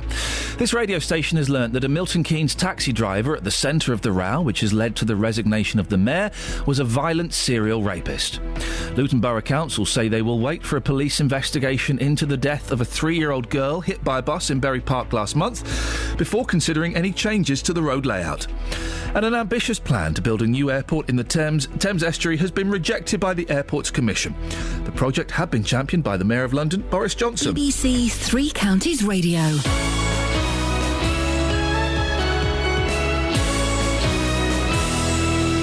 Every weekday from 3, Roberto Perrone. Are league tables the best way to judge a school? Panel, do you have any sympathy for the Buckinghamshire golfer Iain Poulter? Police are issuing safety advice to women in Watford, but I'm fascinated by the age gap between her and her husband. Figures show that around £500,000 was spent in Hertfordshire last year clearing up after people who dump rubbish. Then you just ate them. Roberto Perrone. There's been an extraordinary reaction on social media. My big concern is that no one ever worries about the victims. The whole system is designed to help the criminal. Roberto Perrone. Weekdays from 3, BBC Three Counties Radio. Call 08459 455 555. BBC Three Counties Radio. Chris is in Milton Keynes. Good morning, Chris. Good morning, Iain. How are you? I'm fine, thank you, Chris. Is there any way you could put your mouth nearer the telephone? I could try. Is that any better? It's no different, but let's persevere with it. But it's not great. Go on, what have you got? Iain, I'm just a bit sick of the way you're hounding ex-cons. I've done a lot of work with ex-criminals, and a lot of them seem to be very honest individuals who've made big mistakes and want to make something of their lives. And I just wonder how you'd feel about a load of ex-criminals being hounded out of employment, sat on the street, on benefits, and do you think they'd be better citizens then? Sorry, you're saying that I was hounding ex-criminals? What did I say that was hounding them, Chris? No, well, obviously, you're opening the discussion where we're talking about whether we should have somebody with a criminal conviction and where that should be driving a taxi cab. Now, is that hounding, Chris? Yeah, I think Gosh, so. you have a very low. You've got a very low threshold if you think that's hounding. Yeah. Do you think it's acceptable for someone who's committed serious multiple rapes to be a cab driver? Not in particular, no. There we go. Well, could you stop? Could you stop hounding rapists, please? No, but what would you like? Would you like him to work as a litter collector in the local park, where he's got access to children? Where does it stop? What job should he do? Well, his sexual crimes weren't against children, Chris. That would be a paedophile. You've just said, Chris, that you don't want him to be a cab driver. So what would you like him to do? You're having a go at me, yet you've just agreed with me. So what would you like him to do? Well, we have to find these people suitable employment, don't we? I've not said the opposite of that, Chris. I've just said it's probably inappropriate for someone who will be driving around women late at night to have a criminal record for violent serial rape. That's probably inappropriate, isn't it?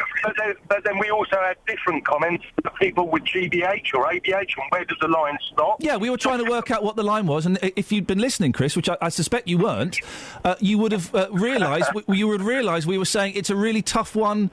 It's a really tough conversation to have, and it's tough to set the limits. But I guess if you're going to say you can't have rapists driving a cab, that means you've set a bar. Where exactly would the bar go, Chris? Well, exactly right. Yeah, exactly right. Why, we're agreeing with each other and you're having a pop at me. I'm not having a pop at you. It just seems that nobody's coming up with very many options for what these people should do. Well, go on then, Chris, you tell me. Where do we draw the line for people being cab drivers? What's the line? There are far smarter minds than mine that could work that out. Well, then, Chris, please don't... Ian, no, Chris, you can finish in a second. Don't phone up to have a go at something that you have not actually said, and then don't come up with any alternatives. Ian, for example, rather than vilify where we should go with criminals and what criminals should be done. Now, for example, the criminal has been honest and has declared his CRB. Yeah. It's the people in the council that should be accountable for this. Yeah, exactly. And they should be, you're right. Made a decision. Now, under the Criminal Rehabilitation Act of 1974, your convictions are spent, which means that you've done your time, you've paid your time in prison, you've been rehabilitated, you've been through the parole system. Yeah, it's not worth the risk, though, is it, Chris? It's not worth the risk. When it comes to rape, it's not worth the risk. But if he's walking down the street unemployed, he's a risk. Yeah, but let's not lock him in the sweet shop, so to speak. Let's not put him in a small confined vehicle with a single woman. It's not worth the risk, is it, Chris? Really? You yourself have just said that you don't want a rapist being a cab driver, so you're arguing against yourself now, mate. However, 74% of criminals reoffend. The reason they reoffend is because there are insufficient support systems within society. Yeah, we should have halfway houses. Criminals. I've got friends who've been to prison for all manner of offences. Of course, they should be given second chances. But there are some jobs that it is not suitable for people with specific criminal records to do. I would suggest paedophiles being teachers, and I would suggest rapists being cab drivers. They're two pretty obvious examples to me, and you yourself have said that. So you're arguing with yourself, Chris. I'm not arguing with myself. I'm saying that we should open a useful debate about what we should do with these people. OK, but this relate... Well, we can do that. We've done that before, and we'll do it again. This is specifically to do with the case of a violent serial rapist who was allowed to be a cab driver in Milton Keynes. So that's why we're talking about criminals and cab drivers, Chris. Yeah, but the criminals and cab drivers and trying to work out that bar isn't answering the problem. Well, what do you want me to do? You want me to do a phone in about probation, about halfway houses, about rehabilitation? Well, I mean, we've done that before. We'll do it again, Chris. But yeah, and as far as we're concerned, we don't know about any other offences that this man has committed. He's driven a cab. He's been honest about his conviction, and he's gone through the appropriate courses. Should have been honest when he attacked those prostitutes, shouldn't he, and not done it? No, he certainly shouldn't have done in the first place, and he's gone to prison for that, hasn't he? Yeah, exactly. And it's not... But you, Chris... should vilify them for the rest of their lives. Something like that, yeah, probably it should, actually, I think. Yeah. OK. Chris, thank you very much indeed. Bomb diffused. He was arguing with himself because he agreed that fella shouldn't be a cabbie. And listen, as I say, I've got friends who've been to prison for all manner of offences, OK? Not many, but I've got a few. And, of course, they should have rehabilitation. They should be, they should be allowed to rebuild their lives and get jobs. But there are obviously some crimes where you shouldn't be put in certain working environments. We're not talking about him getting caught with his hand in the till when he was a paperboy or doing a bit of graffiti. We're talking about a premeditated, brutal series of rapes using weapons. Thanks, but I don't think anyone should be gambling with my safety. No. OK. 08459 455 555. John's on the line. Morning, John. Morning, Ian. John, not your real name. What would you like to say? Yeah, I mean, I've obviously been listening for the last half an hour about this conversation about sexual offences against females, males, boys, whoever they seem to be. I have a criminal record for a similar offence, not as graphic, not as dangerous, but I'd just like to say that when you are brought out of prison, I mean, you've mentioned yourself you've got friends that have been in prison for whatever reasons. Yeah. When you come out of an institution like that, like I have about 20 years ago, you are monitored very, very carefully by the police. You have monthly meetings with the police. They do decide who you can work with, where you can work with.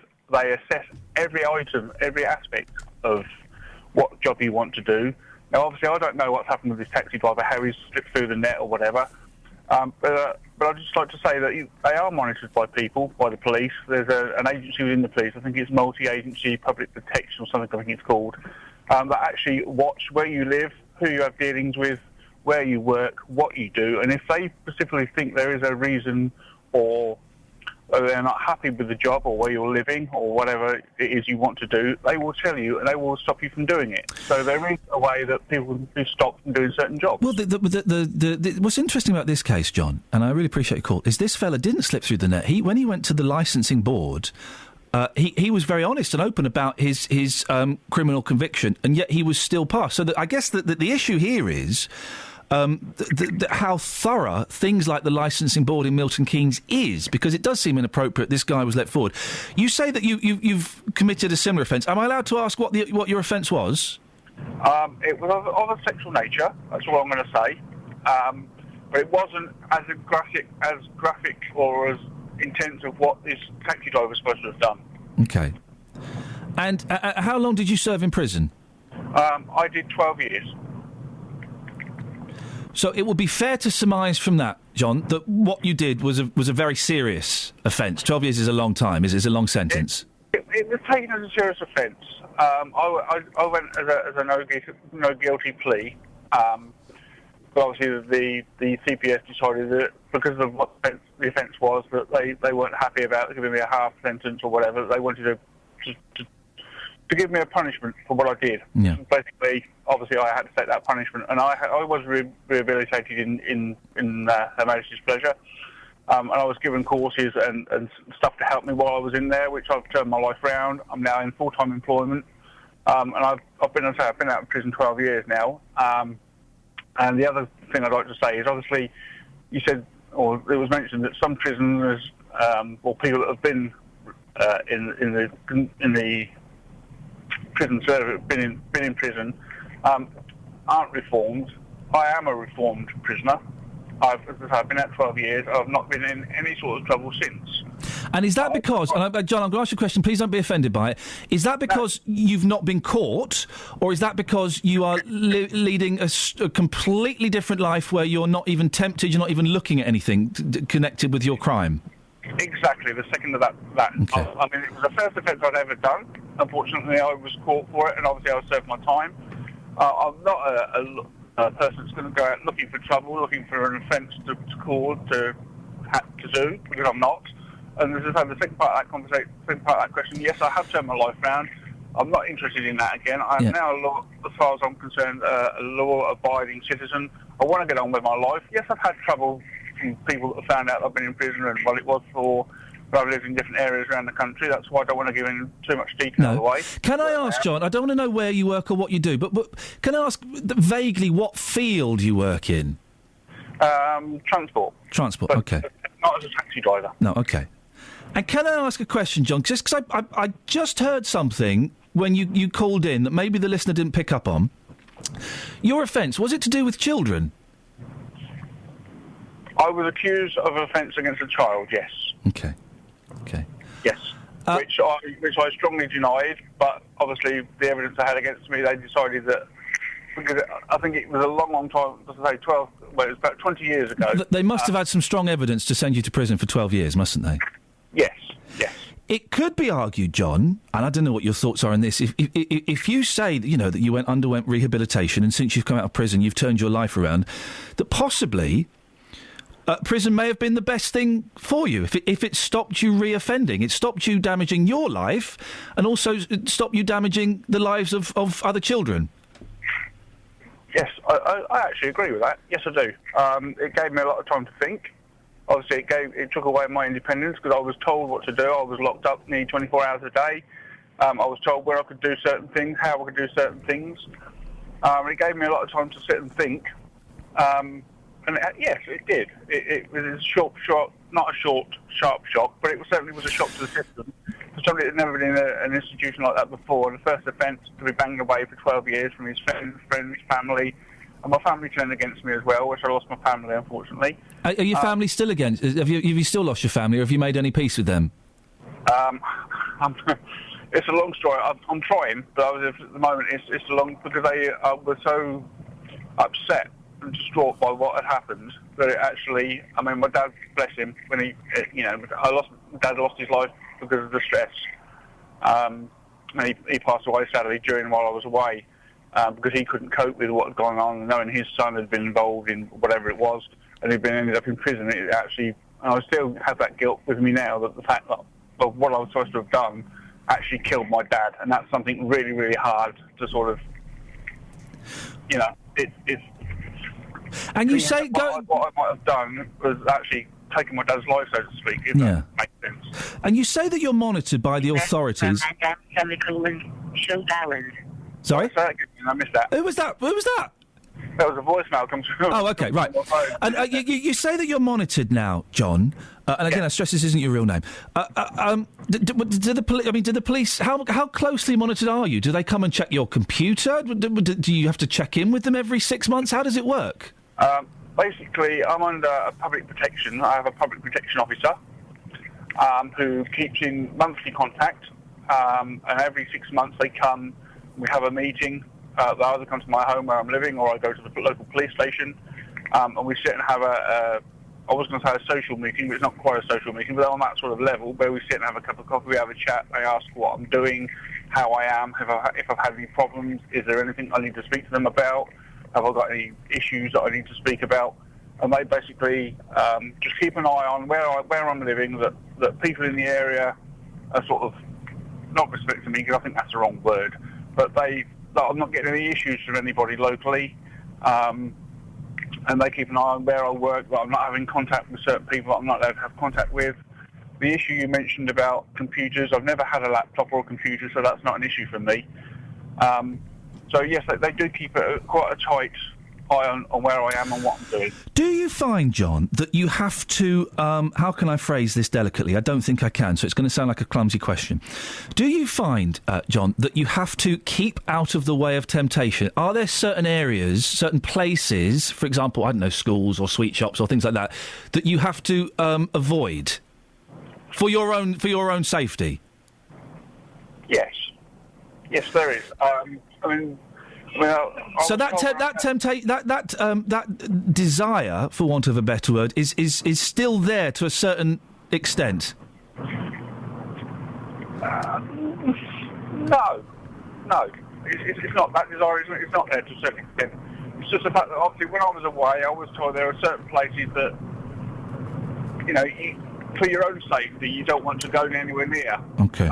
And there are certain places now that I won't go anywhere near for my own safety unless I have somebody else with me who knows my offences or knows what I did, and is there to sort of just say, come on, let's move away from that area. You don't want to go there because of, not that I'm saying that I would ever reoffend again, because I'm hoping, and so far it's been 12 years and I've touched wood, it's not happened, but just in case I did, and I wouldn't expect it to, but yeah, there are places that I wouldn't go anywhere near. And finally, John, listen, I could talk to you all morning, but we've got to move on. I really appreciate your call and your honesty. It's a very brave thing for you to do. Finally, I've noticed as well, you keep flipping and flopping between saying that the crime you committed and then actually saying that you didn't commit a crime. What do you think about what happened? I think I was in the wrong area, wrong situation, wrong time. I was in the wrong place. And the person that accused me of what happened, I just feel I was in the wrong place at the wrong time. Did you do it? Did you commit a sexual offence against a child? No, I didn't. Yeah, the CPS and the legal system found enough evidence to send you to prison for 12 years, and you've admitted yourself this morning that you've had to undergo a lot of rehabilitation to kind of tame those impulses. Yes. Basically, when you're in prison and you go and you get into a rehabilitation, to get yourself, I was going to say a shorter sentence, but to get yourself through the prison service, they give you courses like cognitional courses, they give you offence courses, they give you rehabilitation courses that you do, and the way they look at it in a prison, I don't know whether you're aware, if you don't do certain courses, you don't do certain things in the prison, it goes against you in the prison service. They're getting you back out into the community, and then when you are back out in the community through the probation service, through the police, into your future life, if you haven't done these certain courses or sat and done through the rehabilitation courses in the prison service, that goes against you. Goes against you. Would it be fair to say, John, that you've learnt to say the right things to kind of get your freedom? You've not actually changed in any way? Yes. Yeah. Yes. John, listen, I really appreciate your honesty this morning. Thank you very much for your time. Not a problem. Thanks a lot. 08459 455 555. Well, this is why I love doing this job so much, is that people phone up and they are completely honest with you. Where else are you going to hear that?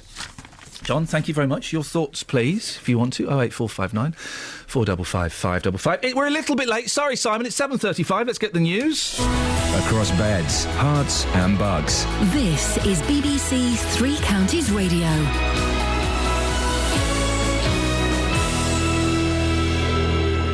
The headlines. BBC Three Counties Radio has learnt that a Milton Keynes taxi driver at the centre of the row, which has led to the resignation of the mayor, was a violent serial rapist.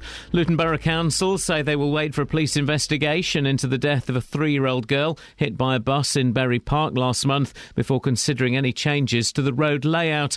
And an ambitious plan to build a new airport in the Thames estuary has been rejected by the Airports Commission. The project had been championed by the Mayor of London, Boris Johnson. Three Counties Sports. BBC Three Counties Radio. The transfer window closed last night with Manchester United at the centre of the main deals. They signed Colombia striker Radamel Falcao on loan from Monaco, with England striker Danny Welbeck leaving United for Arsenal for £16 million. Locally, Milton Keynes Dons have kept hold of teenage midfielder Dele Alli, who had been linked with several Premier League clubs. Luton duo Solomon Taiwo and Ricky Miller have joined conference side Dover Athletic on loan, and Wickham extended the loan of Brentford centre-back Alfie Mawson until January the 1st. Meanwhile, the former Brighton manager Oscar Garcia remains the favourite to replace Beppe Sanino at Watford. Our Watford commentator John Marks believes the new coach will be in place before Watford's next Championship match a week on Saturday. I would expect a swift appointment. I don't see that Watford will be hanging around here. I would expect that they have identified their man, or certainly narrowed it down to one or two, and they would expect to have someone in place certainly before the next game at Charlton in just under 2 weeks' time. Stevenage and Wickham are in Johnston's Paint Trophy action tonight. Wickham return to Coventry. Stevenage hosts Gillingham. There's commentary on both games in Three Counties Sport from 7.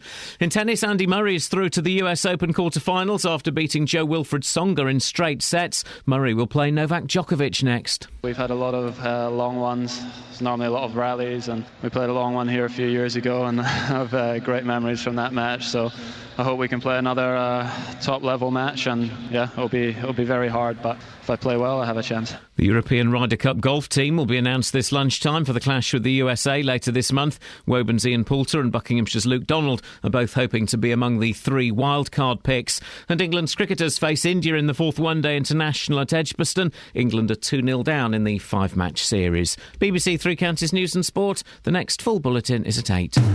Call 08459 455 555. BBC Three Counties Radio. I'm still recovering from that call with John, Catherine. I think we all are. Wasn't that... it was fascinating. Isn't it brilliant that people feel they can phone up and tell us with such painful honesty their stories? But there are certain things you wish you hadn't heard. Yeah. Yes, definitely. If you want to give us a call and give us your thoughts on John, again, not his real name, you're more than welcome to. 08459 455 555. No doubt that, or at least portions of that, will find its way into this week's podcast as well. Now, the family of Maya Shahzad say changes have to be made before another child is killed in Bury Park. The comments came following a heated community meeting with Luton Council and police officials last night. 3-year-old Maya was knocked down and killed by a bus on Dunstable Road in Bury Park on the 8th of August. Very sad story. Our reporter Ben Nye spoke with Maya's grandmother, Rabina Imtiaz, after the meeting last night. My name is Rabina Imtiaz. And the purpose of this meeting today that we held was because we were not having any response from or feedback from the police. No feedback even from the road layouts. And the purpose of this meeting is to get justice for Maya, but it's very sad the fact that a child had to die before anything had to happen or realised that we have to do this or that. Bury Park is a very dangerous place. It's not very safe at all. There are no crossings. And also the fact that Bury Park is a busy area, and that knowing that no one actually saw the event happening is very strange. And the way that the police handled on the day of the incident was absolutely a disgrace. Well, my granddaughter was just left on the floor with her brain just split on the floor, not covered. It was really hard to see her like that. And the fact that no one even offered to put anything on her, and then one of the gentlemen from the clothes shop just bought his overall and put it over her to cover her up. This was a job for the police to do. As you're the grandmother, you're the matriarch, I suppose, of the family. How have you seen kind of the ripple go through your entire family? How has this affected you? Affected? It's like a hole. We have a black hole. She never used to go home. I brought all of them up, but she was very special. She was a 3.5-year-old child who had a very bright future ahead of her. And today, in a way, the way it has been, it shouldn't have been. I should have gone to her ceremonies, like for graduation or birthdays or a wedding. But it's sad to say that I had to come to something like this, but I will get justice for Maya and do whatever I can. But the whole family, it's just like a house is so dead without her, and we feel dead and numb. That's all I can say. And today, the meeting, how do you think it went? The meeting itself from the community went very well, but it's sad that the police and the council didn't have much to say or could not answer our questions. Well, that was Maya's grandmother, Rabina Imtiaz, speaking to Ben Nye after a very emotionally charged meeting. It's a very sad story. Listening to that is Atiq Malik from Liberty Law, the family solicitor. Morning, Atiq. Hi, good morning. What's your involvement with the family? Basically, it's just to help them at the moment, support them, and facilitate the communication between them and the police primarily. Because as you've heard, there's been a breakdown in communication there, which has added to the frustration and grief that they're already suffering from their tragic loss. Was last night a success, in your opinion? It was a success to some extent. It's quite simply because it gave the community and the family an opportunity to air their concerns to the council and the police. And the reason why that was necessary is because prior to last night, most of the community and the council thought that their issue was with simply the death of Maya. Was it is, there were other surrounding issues that are even more important, such as the general layout of the Bury Park area and the manner in which the police interacted with people, which wasn't really brought to light before and was cemented quite well last night into last night's meeting. What are the complaints about the way the police interacted with people? The complaints are that when the police attended, they allegedly were quite physical with the mother of the child, who was distraught and on the floor. Physical in what way? Grabbed her by the arm, pushed her around. They were quite also verbally inappropriate, using terminology allegedly such as stop over-exaggerating, stop overreacting, which is quite shocking for the community, bearing in mind that you couldn't get anything more tragic and shocking than what happened here. And what the community felt, and the family felt, was that they were not being given the respect and dignity they deserved, particularly in such heated, emotional circumstances. I mean, that is touching. Is it really a suggestion that the police manhandled and were verbally abusive to the mother of a child that had just been killed? Yes, and not only, there's suggestions that formal complaints have been submitted alongside photographs of bruising on her arm also. Okay. There was an interesting... Obviously, I wasn't at the meeting, but our reporter Ben Nye was, and he played us some interesting audio where a chant started a few times of something along the lines of "We want justice." Yes. What justice were they calling for? Because is there an argument that this was anything more than a tragic accident? Mm-hmm. They want justice and answers to all of the questions that were asked. One of the reasons why there is some frustration is apparently the Arriva bus that was involved, and there's 2 other buses that were in close proximity. None of them had working CCTV that's been provided to the police. Whether it's a willful failure or a failure because of actual CCTV not working is very concerning. And there were also alleged delays in the actual investigation initially too. And so the chart of We Want Justice is simply we want this investigation to be carried out as effectively and expeditiously as possible, not just by the police but with the cooperation of other entities such as Arriva, who failed to attend or even give a statement yesterday to give their condolences, which again was taken, created a lot of hurt to the family and the community. Arriva, I think, said that the reason they weren't going was because of these investigations. I think there are 2 investigations going on. And I believe as well the council and the police couldn't really say anything last night because of the investigations. Now, as frustrating as that must be for everybody who was there, that is understandable, isn't it? Was it the right time to hold the meeting with these investigations ongoing? Well, actually, the council and police did answer the question, because the questions that were asked were not around the investigation, which was made very clear. The questions that were asked were about the police conduct, which is not a part of the investigation. And the answers that were given were unsatisfactory. So it wasn't a case of the police were answering, we are unable to answer your questions because of an investigation. It was the fact that the responses the council were giving to the road layout and the response that the police gave, the community and the public that was there simply found it unsatisfactory and unacceptable. Well, do we have any idea, I think, when we're going to see the results of these investigations? I think it's going to take a while, because whenever there's any sort of a death involved, you tend to find that there's also an inquest involved and other protracted procedures for investigation. There's also massive amounts of CCTV that need to be viewed as informed by the police. So I think it's going to be probably a good few weeks or maybe months down the line, I think. Okay. Atik, it's a very sad story. I appreciate your time this morning. Thank you, Atik Malik, from Liberty Law, the family's solicitor. Travel news for beds, cards and bugs. BBC Three Counties Radio. Well, starting out on the M1 first of all, and delays on the southbound carriageway from Luton down towards Hemel. That's of course 9 towards 8. Really slow into London on the M1. It's all because of an accident on the northbound carriageway between 5 and 6, Watford up to Bricket Wood. The left lane is shut as the car's overturned, and so southbound past the scene is slow moving, with everybody having a look.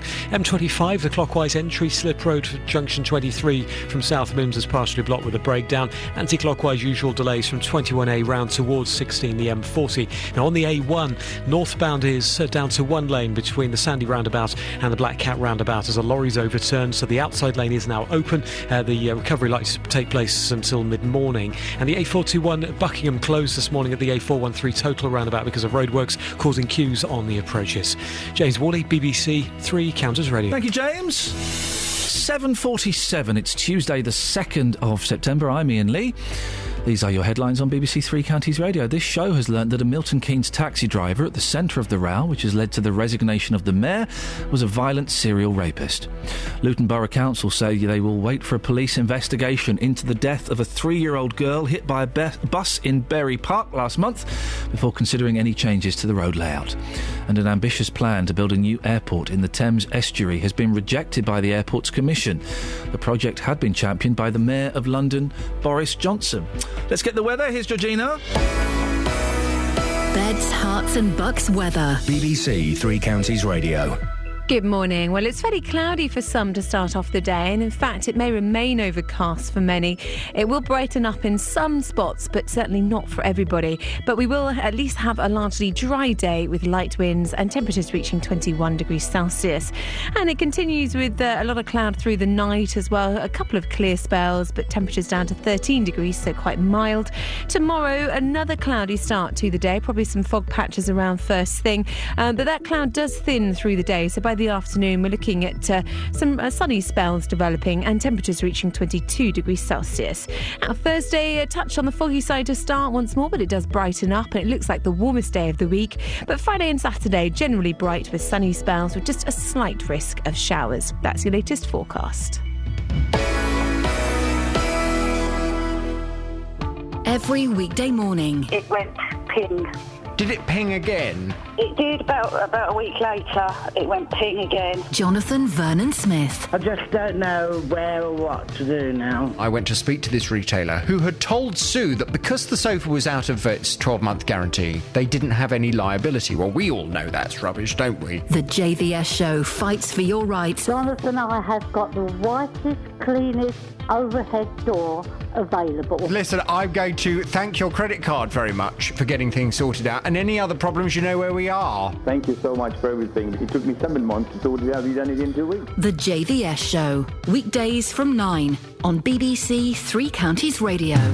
Call 08459 455 555. BBC Three Counties Radio. OK, we've got some guests coming in a second. Before that, about 7:30, we spoke to, it was John, Yes, wasn't it? not his real name. Not his real name, who'd been sentenced to, I think he said he'd served 12 years for a sexual offence against a child, which he claims he didn't do. But he'd undergone therapy and treatment, and he had learnt to say the right things. We had a couple of texts. Phil in Dunstable says, that didn't seem fair. Did John know what he just said? I would assume he did. I don't think there was any trick questions in there. And Tony says, John is very brave for coming on the radio and saying what he has done, but he finds it hard to admit his crime. He still finds it hard to be in certain places without help. He definitely needs more help and support. He could be a danger if he doesn't get more help. The urge is still with him. John's in Bucks. Morning, John. Good morning. John is your real name this time. What would you like to say? God, I feel sick to the stomach. I think, to be honest, I did some work for merging of 3 shared services, the people that merge, that look after these people. They have a big board and they monitor where they are. These people, you mean people like John who serve... I mean the sick animals that need to be put down. Yes, that we spend £10,000 a week keeping in prison. You mean people who've committed sexual offences against children who have served time in prison? Paedophiles. Yeah. Let's call them what they are. Okay. Now, these people... OK, I'll ask you a simple question. What's your nature? Are you heterosexual or are you homosexual? If I asked you to be the opposite, if I said to you be the opposite, you couldn't be, could you? It's their nature. Okay. And to me, their nature is they should just be put down like a lame horse or a dog. This man shows that he has told the authorities what they want to hear to get out. He has no remorse. He shows no acceptance of what he did. And that has to be the fundamental of any kind of parole or allowing anybody on a licence it's so disgusting. And I think, at the end of the day, we have a society, we have issues facing the world like overpopulation by 2050. We don't need people like this. We don't need them in prison. Never mind all this help and support. What help? What about the victims of animals like this? The 300-odd victims for Jimmy Savile. I mean, every one of these creates wrecks the lives of hundreds and hundreds of people. If everyone they touch, everyone they pollute. And what's your role, John, in working with these the people? What I did was I worked on a project merging three of the shared services. Yeah. So there are these shared services between the NHS, the social working people, and the police. And there's these groups, and they were talking to me. They told me that they never. Not only do they never change their nature, but some of them they give drugs, injections and things and chemicals to control them. And they said that those don't actually stop their nature, they simply stop them acting on them, and a bit like making them impotent. But they then they plan moving to another area so they can't be monitored. They have to be monitored every day. Somebody has to know whereabouts they are and sort of have a reason to have something to do with them. So look at the cost to our society. It would be much better to say, you know what, your nature, there's been something very badly wrong with you. You've been messed up seriously badly to have this nature about you, and we don't want it in our society. Very quickly, John, because we're running out of time, just a very short answer. You're saying it's okay to kill people because they've been messed up at some point in their life? Listen, if he was riding in agony because of something, and the only thing you could do was put him to sleep, that's exactly what I would do. And to be honest, this is what this person will serve no purpose in any society. Okay. John, I've got to cut you short there. Thank you very much for your time. Your thoughts on that? 08459 455 555. Hey, we're always asking, if you hear a whisper, give us a shout, and this is exactly what our next guest has done. Claudette Carradine from Hertfordshire says her family have been treated appallingly after her husband went into Chase Farm Hospital for head surgery in 2007.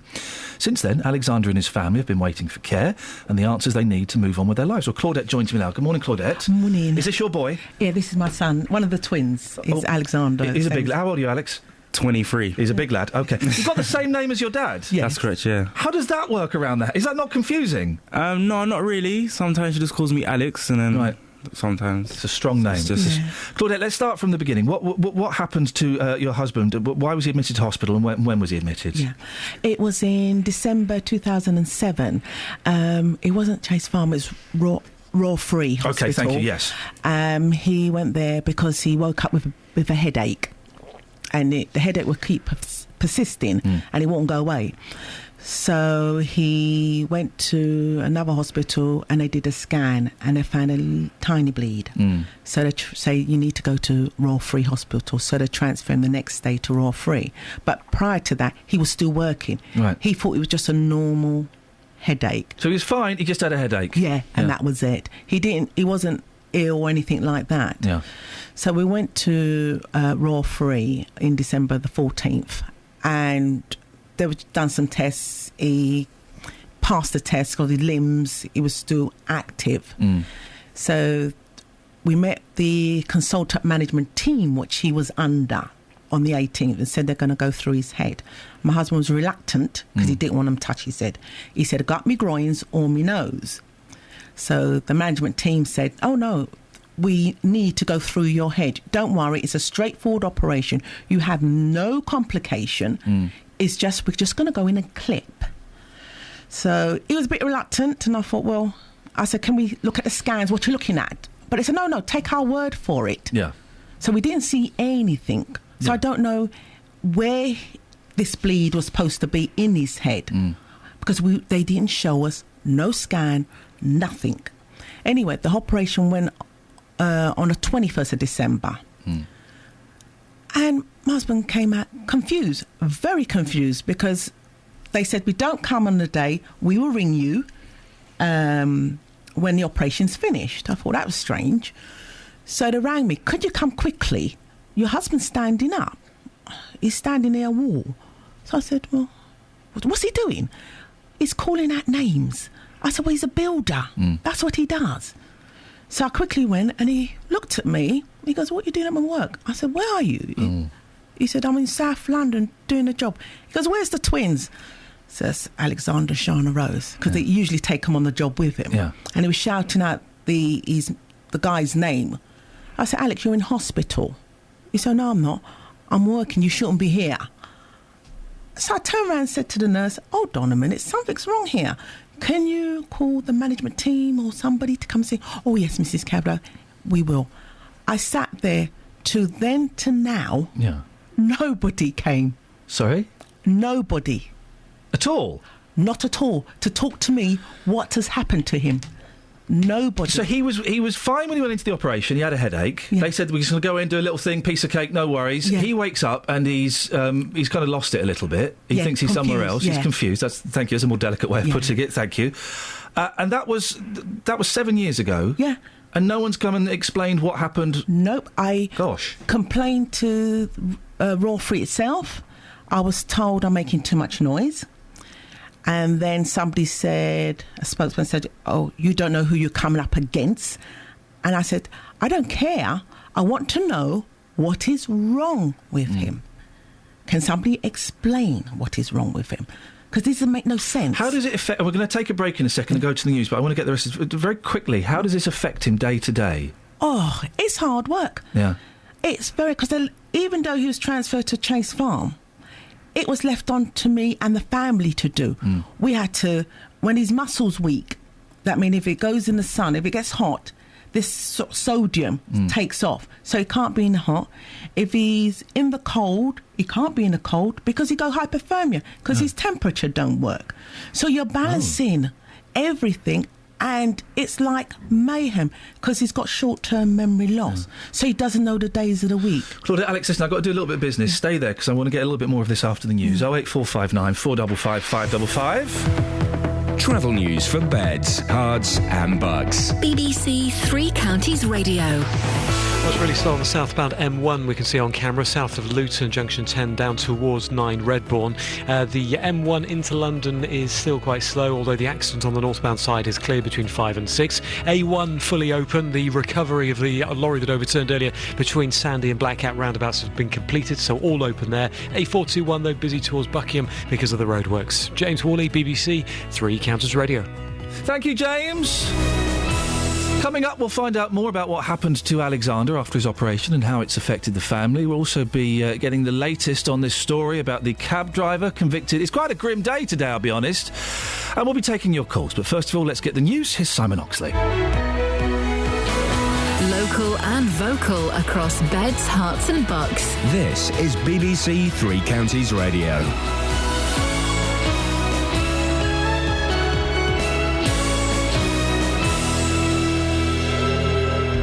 It's 8 o'clock, the headlines. BBC uncovers full extent of Milton Keynes taxi driver's crimes. Council put road changes on hold after death of Luton child. And Nick Clegg criticises response to Asher King case. BBC Three Counties Radio. BBC Three Counties Radio has learned that a Milton Keynes taxi driver who was approved to carry passengers was a violent serial rapist. 44-year-old Nadeem Ahmed Kiani served 8 years for sexual assaults on prostitutes in 1994. Threatening them with weapons. Despite having this information at a meeting in 2012, councillors lifted a suspension of Kiani's licence. The rows led to the resignation of the mayor, who vouched for him. Law Commissioner Nicholas Paynes QC wants to see a set of minimum standards across the country. We do think that there should be offences, and we haven't specified them, but serious sexual offences are an obvious candidate for it. There should, in our opinion, be offences which you must not have committed if you want to be a taxi or minicab driver. Luton Borough Council say they will wait for a police investigation into the death of a 3-year-old girl hit by a bus in Bury Park last month before considering any changes to the road layout. A public meeting was held in the town last night, attended by Maya Shazad's family and Bedfordshire Police. Councillor Dave Taylor was also at the meeting. Until the police investigation is over, and the police may make recommendations, but initially they've said in their opinion, their initial investigation was that the road layout played no part in the accident. But when the investigation is at its conclusion, and the coroner, if they do make suggestions, then we'll implement those suggestions. The Deputy Prime Minister, Nick Clegg, has criticised the treatment of a British couple who removed their seriously ill son from hospital. Asher King's parents are being detained for 3 days in Spain while the court considers an extradition request from Britain. Mr Clegg says the parents' motives seem to be sincere. Throwing the full force of the law at Mr and Mrs King, who appear to be doing what they believe to be best for their own family, I don't think is an appropriate thing to do. But, you know, that at the end of the day is for the police and the Crown Prosecution Service and others to decide. David Cameron says tougher anti-terrorism measures to deal with British-born jihadists fighting or planning to fight in Iraq and Syria are designed to combat the likes of a Buckinghamshire man. The High Wycombe man who calls himself a Wallaki has been uncovered by the BBC's Newsnight programme. The Prime Minister said new measures would help. It is shocking to read when someone born and raised in Britain, schooled in our country, says the only reason I want to come back to Britain is to bomb and to maim and to kill. And of course we should make sure we have laws, and we do have laws, so that people who say and do these things can be prosecuted. And the Bedfordshire MP and former Foreign Office Minister Alistair Burt will be speaking to Iain in the next half hour. An ambitious plan to build a new airport in the Thames Estuary, championed by the Mayor of London Boris Johnson, has been rejected by the Airports Commission. The Commission will now choose between expansion plans for Heathrow and Gatwick. In sport, Milton Keynes Dons have kept hold of teenage midfielder Dele Alli, who was being linked with various Premier League clubs ahead of last night's transfer deadline. The weather cloudy with a chance of a shower, but also some bright or sunny spells, a maximum temperature 21 degrees Celsius. And you can get the latest news and sport online at bbc.co.uk/Three Counties. Thank you, Simon. Morning, this is Iain Lee, BBC Three Counties Radio. Coming up, we'll have the latest on the rogue taxi driver that we've been talking about. Also taking your calls on the back of the phone call we had from John, who served 12 months in prison. 08459 455 555. Across beds, hearts and bucks. This is BBC Three Counties Radio. But before the news, we were speaking to Claudette and her son Alex about her husband, his dad, Alexander. Went to hospital, he had a headache. They said, it's fine, we can sort this out. Did a little operation, and since then he's been very, very poorly. Yeah. Gets very confused. You're saying he can't regulate his body temperature in the way that other people can do. He has periods when his muscles just don't work. Yeah. And he has no thirst. He's got what? No thirst. He's not... Wait, he doesn't get thirsty? No. How does that work? That's what we want to know. Wow. If you give him a glass and say, Alex, drink it, he'll take a sip and it's still there. Right. Alex, you need to drink. Isn't that interesting? I'm not thirsty. So it would be fair to surmise that at some point during the operation, perhaps, something's happened to his brain. Something has stopped working. A fuse has gone somewhere. Yeah. This was 7 years ago. Yeah. You were just telling me during the news that when he's at his worst, and it kind of fluctuates, it's hard work, and he can't get around. And you were saying that until recently, till you had some ramps put in, that your twins had to drag him around on a quilt. Yeah, because when the sodium rise, it goes right high. It goes to 170. And all muscle kicks out. Everything kicks out. So he's 6'4". So he can't pull himself up. Yeah. He can't get up. So the only way we can get him from upstairs to downstairs is by the twins, by carrying him, or when we get out and pull him on a quilt. Alex, I've had to do similar things with my mum when she was particularly ill. It's hard work, isn't it? How is you what's it like as a son having to look after your dad like that?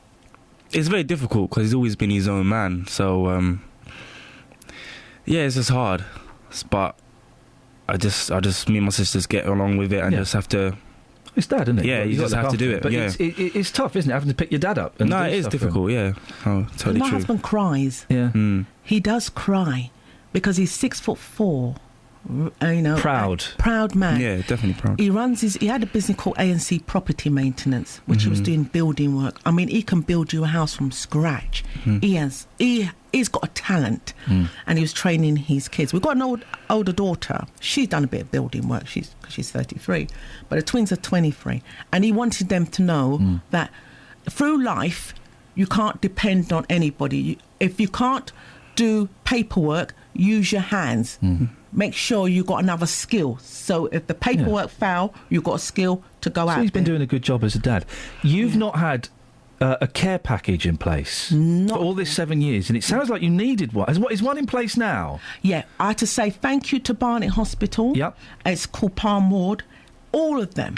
And what does that care involve? Someone coming around a couple of times a day? No, we've got 2 nurses. Yep. And 3 carers 7 days a week. Brilliant. It helps him. Yeah. It's got to, because as he is no thirst, he doesn't think he's thirsty. So they have to administrate his fluid and his injection. Right. And also he has, they attach, we thought when they said he's got a shunt put in his head. Yeah. To relieve the fluid from the brain, I reckon. And then later on we found out the shunt is not in his head, it's on his spine. It's attached to his spine, so it goes on his spine, round to his stomach, and the fluid go into the stomach. Right. So that's for life, which we can't understand. Why has he got it? Why would, if it's a straightforward operation, why this man got all these problems, which Rawfrey never told us about, never explained. All right then, it goes to Chase Farm. Chase Farm should have explained if they pass it on to Chase Farm. It does sound like they've not given you even the basic information. We spoke to the Royal Free Trust, who say the Royal Free London NHS Foundation Trust takes any complaints about its care for patients very seriously. We've looked into the issues raised by Mrs Carradine about her husband's care and wrote to her in some detail in early July to apologise for what happened earlier and to explain the care arrangements that have since been put in place. What's your response to that? Royal Free didn't do no care arrangement. They didn't wrote to me and tell me I'm sorry. All I got was a letter saying that about, you're unhappy with the care plan put in. But I already said thank you to Barnet. Yeah. Royal Free took over Barnet and Chase Farm on the 1st of July. The care plan was put in June. I have got papers to show that it was Barnet Hospital, that wonderful consultant and their team up there, called a meeting when my husband went in there for 5 times. When he went in 5 times, he was still under Chase Farm, so he didn't get involved. And then when he came in again, he said, I had enough of this. I'm not having this man in and out of my hospital. The reason Alex have to go in, he has to be dripped. Yeah. He's got to put a fluid into his arm. He can't have saline because the problem with the salt. He can't have sugar now because he's got diabetes type 2. So they've got to come to some thing to have a different type of solution to bring him down slowly. Because if you bring him down too fast, Alex revert back to when he was a builder. Right.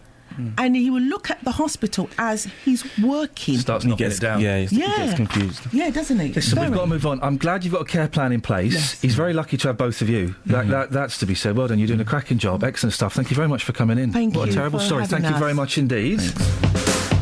Across beds, hearts and bucks. This is Iain Lee. BBC Three Counties Radio. 08459 455 555. Now, yesterday we told... What a busy show we've got this morning. Yesterday we told you that the Mayor of Milton Keynes has resigned after personally vouching for... You've got to keep quiet now. Doing the radio. Very nice to meet you. See you later on. Thank you very much. Yesterday we told you that the Mayor of Milton Keynes has resigned after personally vouching for a convicted rapist's suitability for a taxi licence. Well, today we can exclusively reveal details of the offence which councillors knew about before they passed him fit to take fares. BBC Three Counties Radio has seen the letter regarding 44-year-old Nadeem Ahmed Kiani sent by Thames Valley Police to the licensing committee. We won't go into the details, but it was a series of very violent and aggressive sexual assaults on prostitutes involving him and a partner and various weapons. Thoroughly unpleasant, thoroughly violent, thoroughly a horrible, horrible situation. I don't think we need to play it now. We've got young ears listening. But I'm joined now by the Chief Executive of the Susie Lamplugh Trust, Rachel Griffin. Good morning to you, Rachel. Good morning. I won't go into details, but these were a series of attacks on prostitutes that were very violent, were sexually aggressive, and were thoroughly unpleasant. This fella's been driving a cab for quite some time. He's been suspended now. What's interesting was, when he applied for the taxi licence, he was completely honest, and he said, look, I've got this criminal record, and he was still past fit to drive. What's your thoughts on that? I mean, that's absolutely shocking. Organisations like mine, organisations like the police have for years been ramming home the message, always take a licensed minicab, never risk just getting into a car of some stranger because they could be a rapist.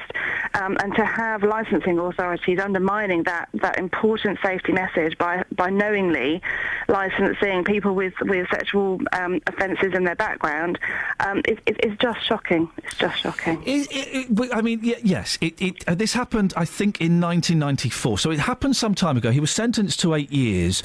But it's just not worth any risk, is it? There will be women, single women, groups of women getting into the back of these cars, and it's just not worth taking the risk, is it, with things like this? It's not worth taking the risk, no. And driving a taxi or a private hire minicab vehicle is one of those offences which is exempt under the Rehabilitation Offenders Act. It's one of those where, as you said earlier on in your programme, you're just so vulnerable when you get into a minicab or a taxi that you just cannot take the risk. Now, this fella has had his taxi licence revoked, but we do know that there is another taxi driver in Milton Keynes also convicted of a sex offence. We don't know what that offence is. Still hasn't had his licence revoked. Can people feel safe in taxis, do you think? They absolutely need to. They need to feel safe in taxis. When the door is shut, whoever we are, male or female, we become very vulnerable. We are in the hands of that driver. And I think it is incumbent on every licensing authority to take the utmost care to ensure that they remove any known risk from the people getting into their minicabs. There are some, it's down to various boroughs to kind of set their own standards. And there are some that have very high standards. I have here the table for Leeds, which sets incredibly high standards for crimes that drivers can or cannot have committed if they want to get a licence. Are there other places, do we know, Rachel, that are particularly hot on this? I think that in London, Transport for London as the licensing authority are pretty hot on it. And I think where licensing authorities are particularly good is where they don't just rely on criminal convictions. Thinking about what we know about the conviction rate for rape, thinking about what we know about how reluctant people are to report rape in the first place, it's worth bearing in mind complaints that may have been made against the driver, regardless of whether a conviction has been reached, because the standard for a conviction, standard of evidence, is so very, very high.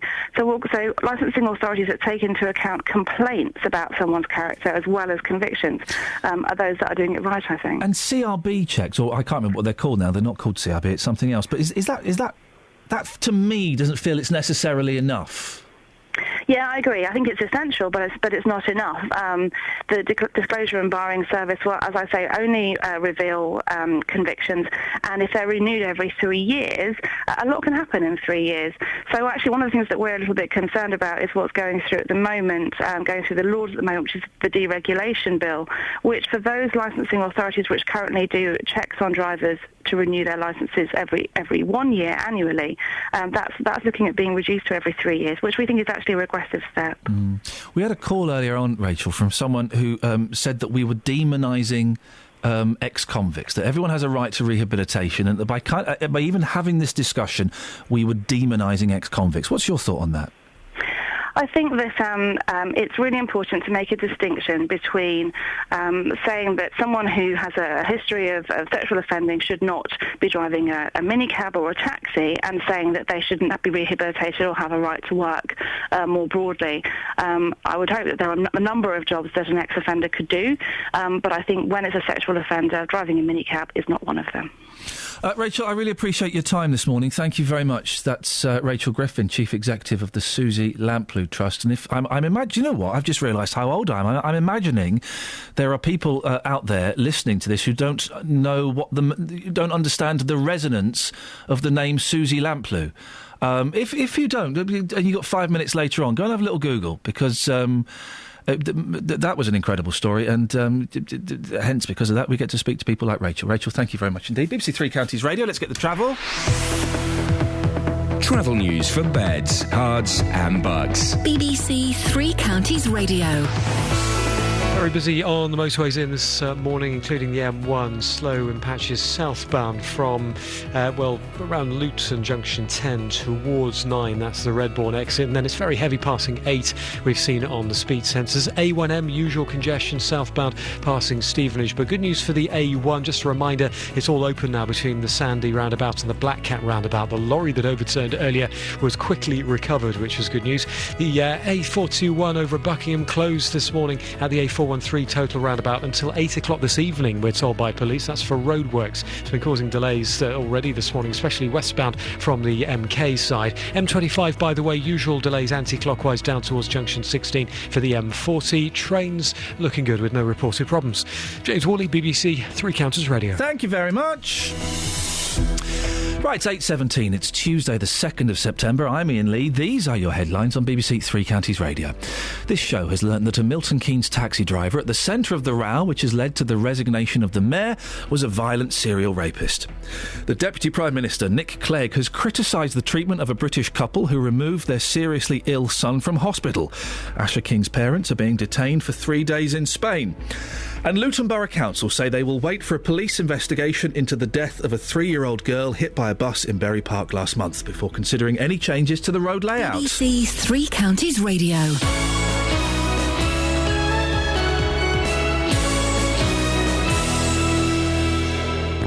Tonight brings another night of cup football to Three Counties Sport. We bring you every game from your local team, including the first round of the Johnston Paint Trophy, where Stevenage host Gillingham. And that was a fantastic ball from Whelpdale. And Wickham entertain Coventry. What a goal for Wickham. It's Peter Murphy, his third of the season. Hear all the action live, tonight from 7, here on BBC Three Counties Radio.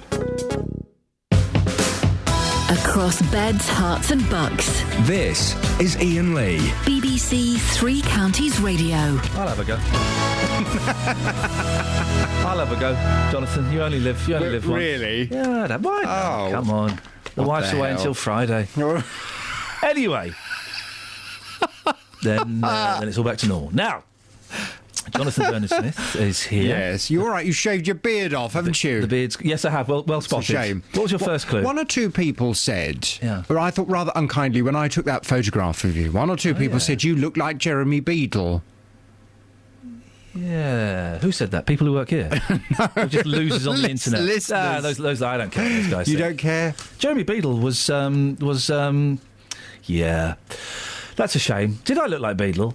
I don't think you did. No, I thought I looked handsome, and then it started getting a little bit wiry, and I thought off right. a bit. And I had a lovely shave. Were you worried you'd look like an old smelly tramp? No. Oh. Why would you say that?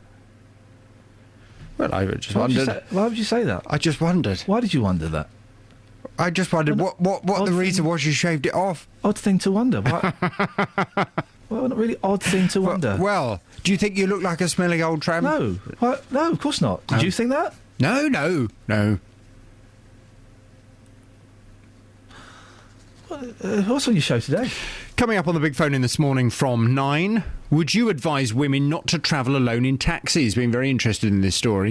A 44-year-old man who was imprisoned for rape and serious sexual assault in 1994 has been working as a taxi driver in Milton Keynes. Nadeem Ahmed Kiani and another man picked up prostitutes in a vehicle, threatened them with weapons, and then raped and sexually abused them. This happened on 4 separate occasions. Mr. Kiani was given a licence to drive taxis despite the fact the licensing board knew he had multiple convictions for rape and serious sexual assault. Milton Keynes Council has since discovered a further 7 taxi drivers in the area had criminal convictions, and one who was convicted of sexual offence has not had his licence removed. Well, coming up at 9 this morning, I want to know from you, would you advise women not to travel alone in taxis? Would you allow your wife to get in a taxi on her own? Yes.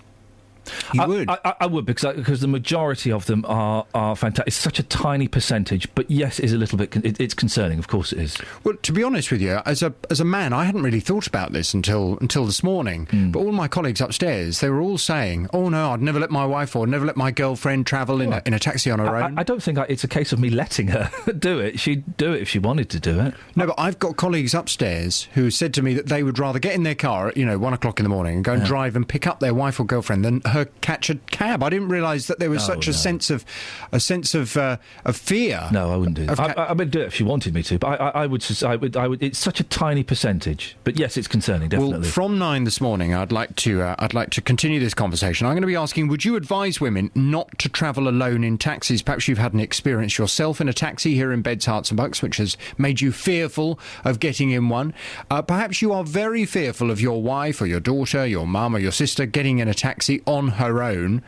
Or maybe you agree with Iain that it's such a tiny, tiny minority of people that are in any way concerning driving taxis that it's really not worth worrying about. But perhaps you have a fantastic taxi driver that you use and you're in no way fearful. From 9 this morning, 08459 455 555. Would you advise women not to travel alone in taxis? On FM, AM, online and digital radio. This is Iain Lee. On BBC Three Counties Radio.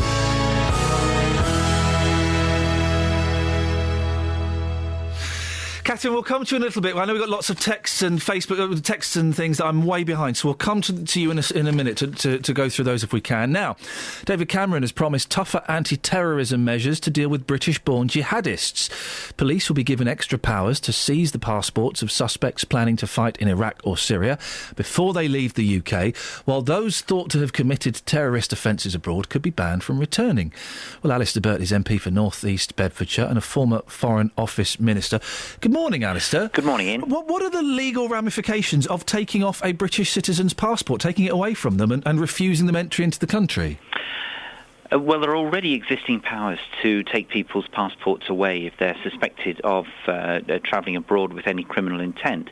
Some people may be aware of banning orders in relation to football, for example, where in order to prevent football hooliganism some years ago, these powers were introduced, and it's helped enormously.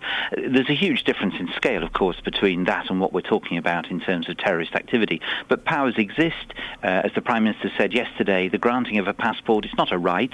It's a privilege for UK citizens. The Home Secretary has powers to take passports away. I think what the government is trying to do is make it more difficult for people to go abroad with criminal intent, more difficult for them to return undetected, and more difficult in the United Kingdom to associate people with people who may be encouraging those to go and commit terrorist acts. Could this make things worse? Because if people are returning and they're refused entry and they're stripped of their British citizenship, they are stateless, that could just anger more people, couldn't it?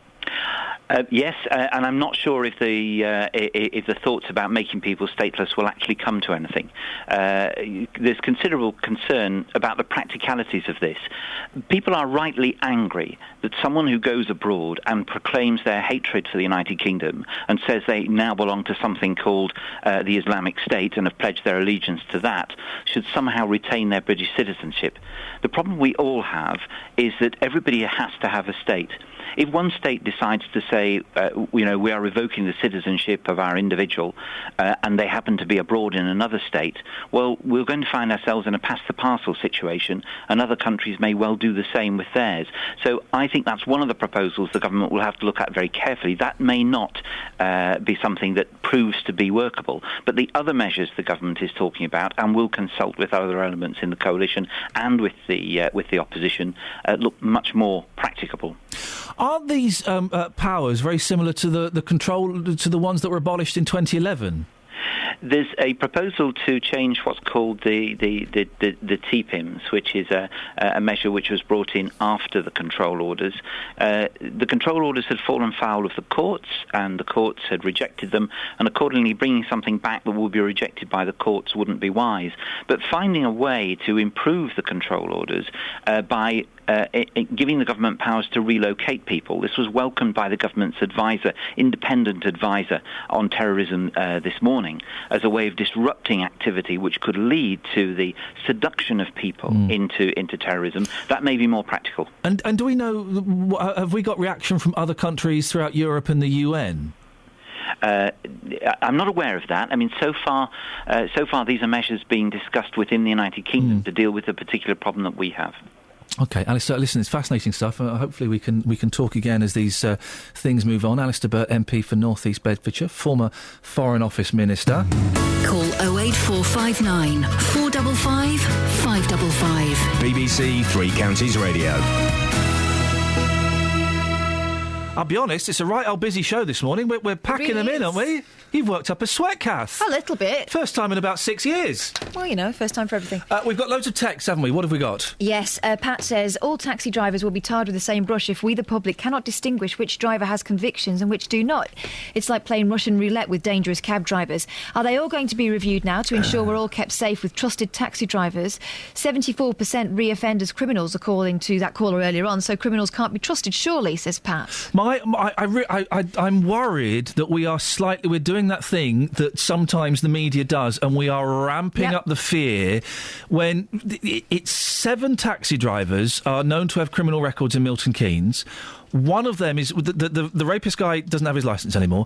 One of them is known to be a sexual offence. We have no idea what the other offences are. They could be, in inverted commas, trivial. They could be really serious. And 7. How many taxi drivers are there in Milton Keynes? Absolutely. It is a 0.00 whatever percent. It's such a tiny percentage. Not to say that there aren't bad cab drivers, of course there are, but I don't want to be responsible for scaring people away from cab drivers. And women have a right to be able to travel by public transport without feeling frightened, so we actually need to do this rather than being frightened of doing so. This is good, this has come out. But there are things you can do to keep yourself safer, surely. Like what? Well, make sure you know the number of the taxi you're getting into, for example. Yeah, obviously, yes. Okay, so, and don't get into a taxi that doesn't have a badge in the window. But even though these are legitimate cab drivers with badges. Well, you just need to make sure you've got as much information as possible. Yeah. I never sit next to them in the front. No, I never do that. But when I was younger, I used to do that just to sort of front it out. Oh, no, I know. Oh, gosh. Oh, Catherine. I know. I've gone all camp. No, I could never sit in the front of a cab. Unless my mates are in the back and then we're having a laugh with the drive. But I could never sit in the front if it was just No, me. but do you know why I did that? It's a weird reaction to weird things that happened to me as a teenager, sort of living on my own. There were a couple of times where people tried to attack me, basically. In a cab? No, in the street. And so ever since then, I've always been kind of, I'm not going to be a victim. I will not be a victim. So I'm not going to let you show me that I'm frightened. I'm not going to show you that I'm frightened. But I would never do that now. But that was kind of a reaction to that stuff that was going on. And I suppose, it let people know where you're going, the cab company, all that kind of stuff that perhaps everybody should do, blokes as well, but we don't necessarily do it. Yeah. Because I'll be all right. But I just want to, and I'm appreciating all your texts. I know we've got some interesting calls coming in on this, but I really don't want to ramp up. I want to make this clear. I don't want to scare people away from using cabs. No, and I don't want to defame a load of really nice blokes who happen to be cab drivers. Yeah, OK. Thank you, Catherine. We'll do some more of that in a bit. 08459 455 555. Let's get the travel news now. Here's James. Travel news for beds, cards and bugs. BBC Three Counties Radio. Thanks, Ian. Well, on the M25, anti-clockwise is heavy in patches down towards junction 16. The M40 clockwise appears to be moving quite well. Can't see any delays on the sensors. M1 still heavy southbound from junction 10 towards 8. That's Luton down to Hemel Hempstead. Usual congestion on the southbound A1M passing Stevenage. The A1 at the Sandy roundabouts, northbound fully open. There's a short queue still on the approach. Southbound approaching the Black Cat roundabout is slow, according to our speed sensors. That's because of the roadworks, most likely. And if you're heading onto trains, well, a good service across the three counties. I'm James Worley, BBC Three Counties Radio. Across beds, hearts and bugs. This is BBC Three Counties Radio.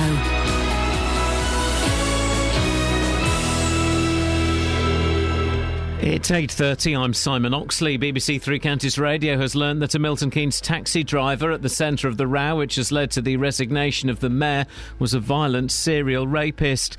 The Deputy Prime Minister, Nick Clegg, has criticised the treatment of a British couple who removed their seriously ill son from hospital. Asher King's parents are being detained in Spain.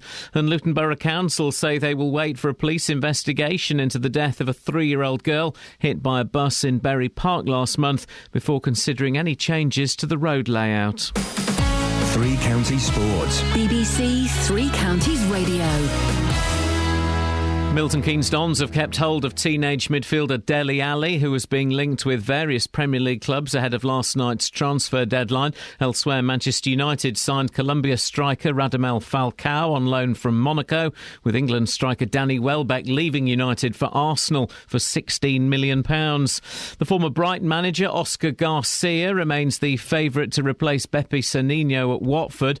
And Stevenage and Wickham are in Johnston's Paint Trophy action tonight. Wickham return to Coventry. Stevenage hosts Gillingham, with manager Graham Westley saying it's an important competition for the borough. It's an essential trophy from our point of view. Wembley's a destination that we've always enjoyed, so we have to treat these competitions very seriously. It won't be us putting out a second string 11. We'll be going full throttle at it. We want to win the tie. We want to get through to the next round. We'd love to go as far as we can in the competition. And there's commentary on the Wickham and Stevenage matches in Three Counties Sport from 7. In tennis, Andy Murray is through to the US Open quarter-finals after beating Jo-Wilfried Tsonga in straight sets. Murray will play Novak Djokovic next. The European Ryder Cup golf team will be announced this lunchtime for the clash with the USA later this month. Woburn's Ian Poulter and Buckinghamshire's Luke Donald are both hoping to be among the wildcard picks, as Ian Carter reports. There are 4 candidates for 3 places. Stalwarts Ian Poulter, Lee Westwood and Luke Donald, along with Stephen Gallagher, who came within a stroke of claiming an automatic spot on Sunday afternoon. Gallagher's form and impressive record at Gleneagles should be enough to guarantee a Scottish presence at a Scottish Ryder Cup.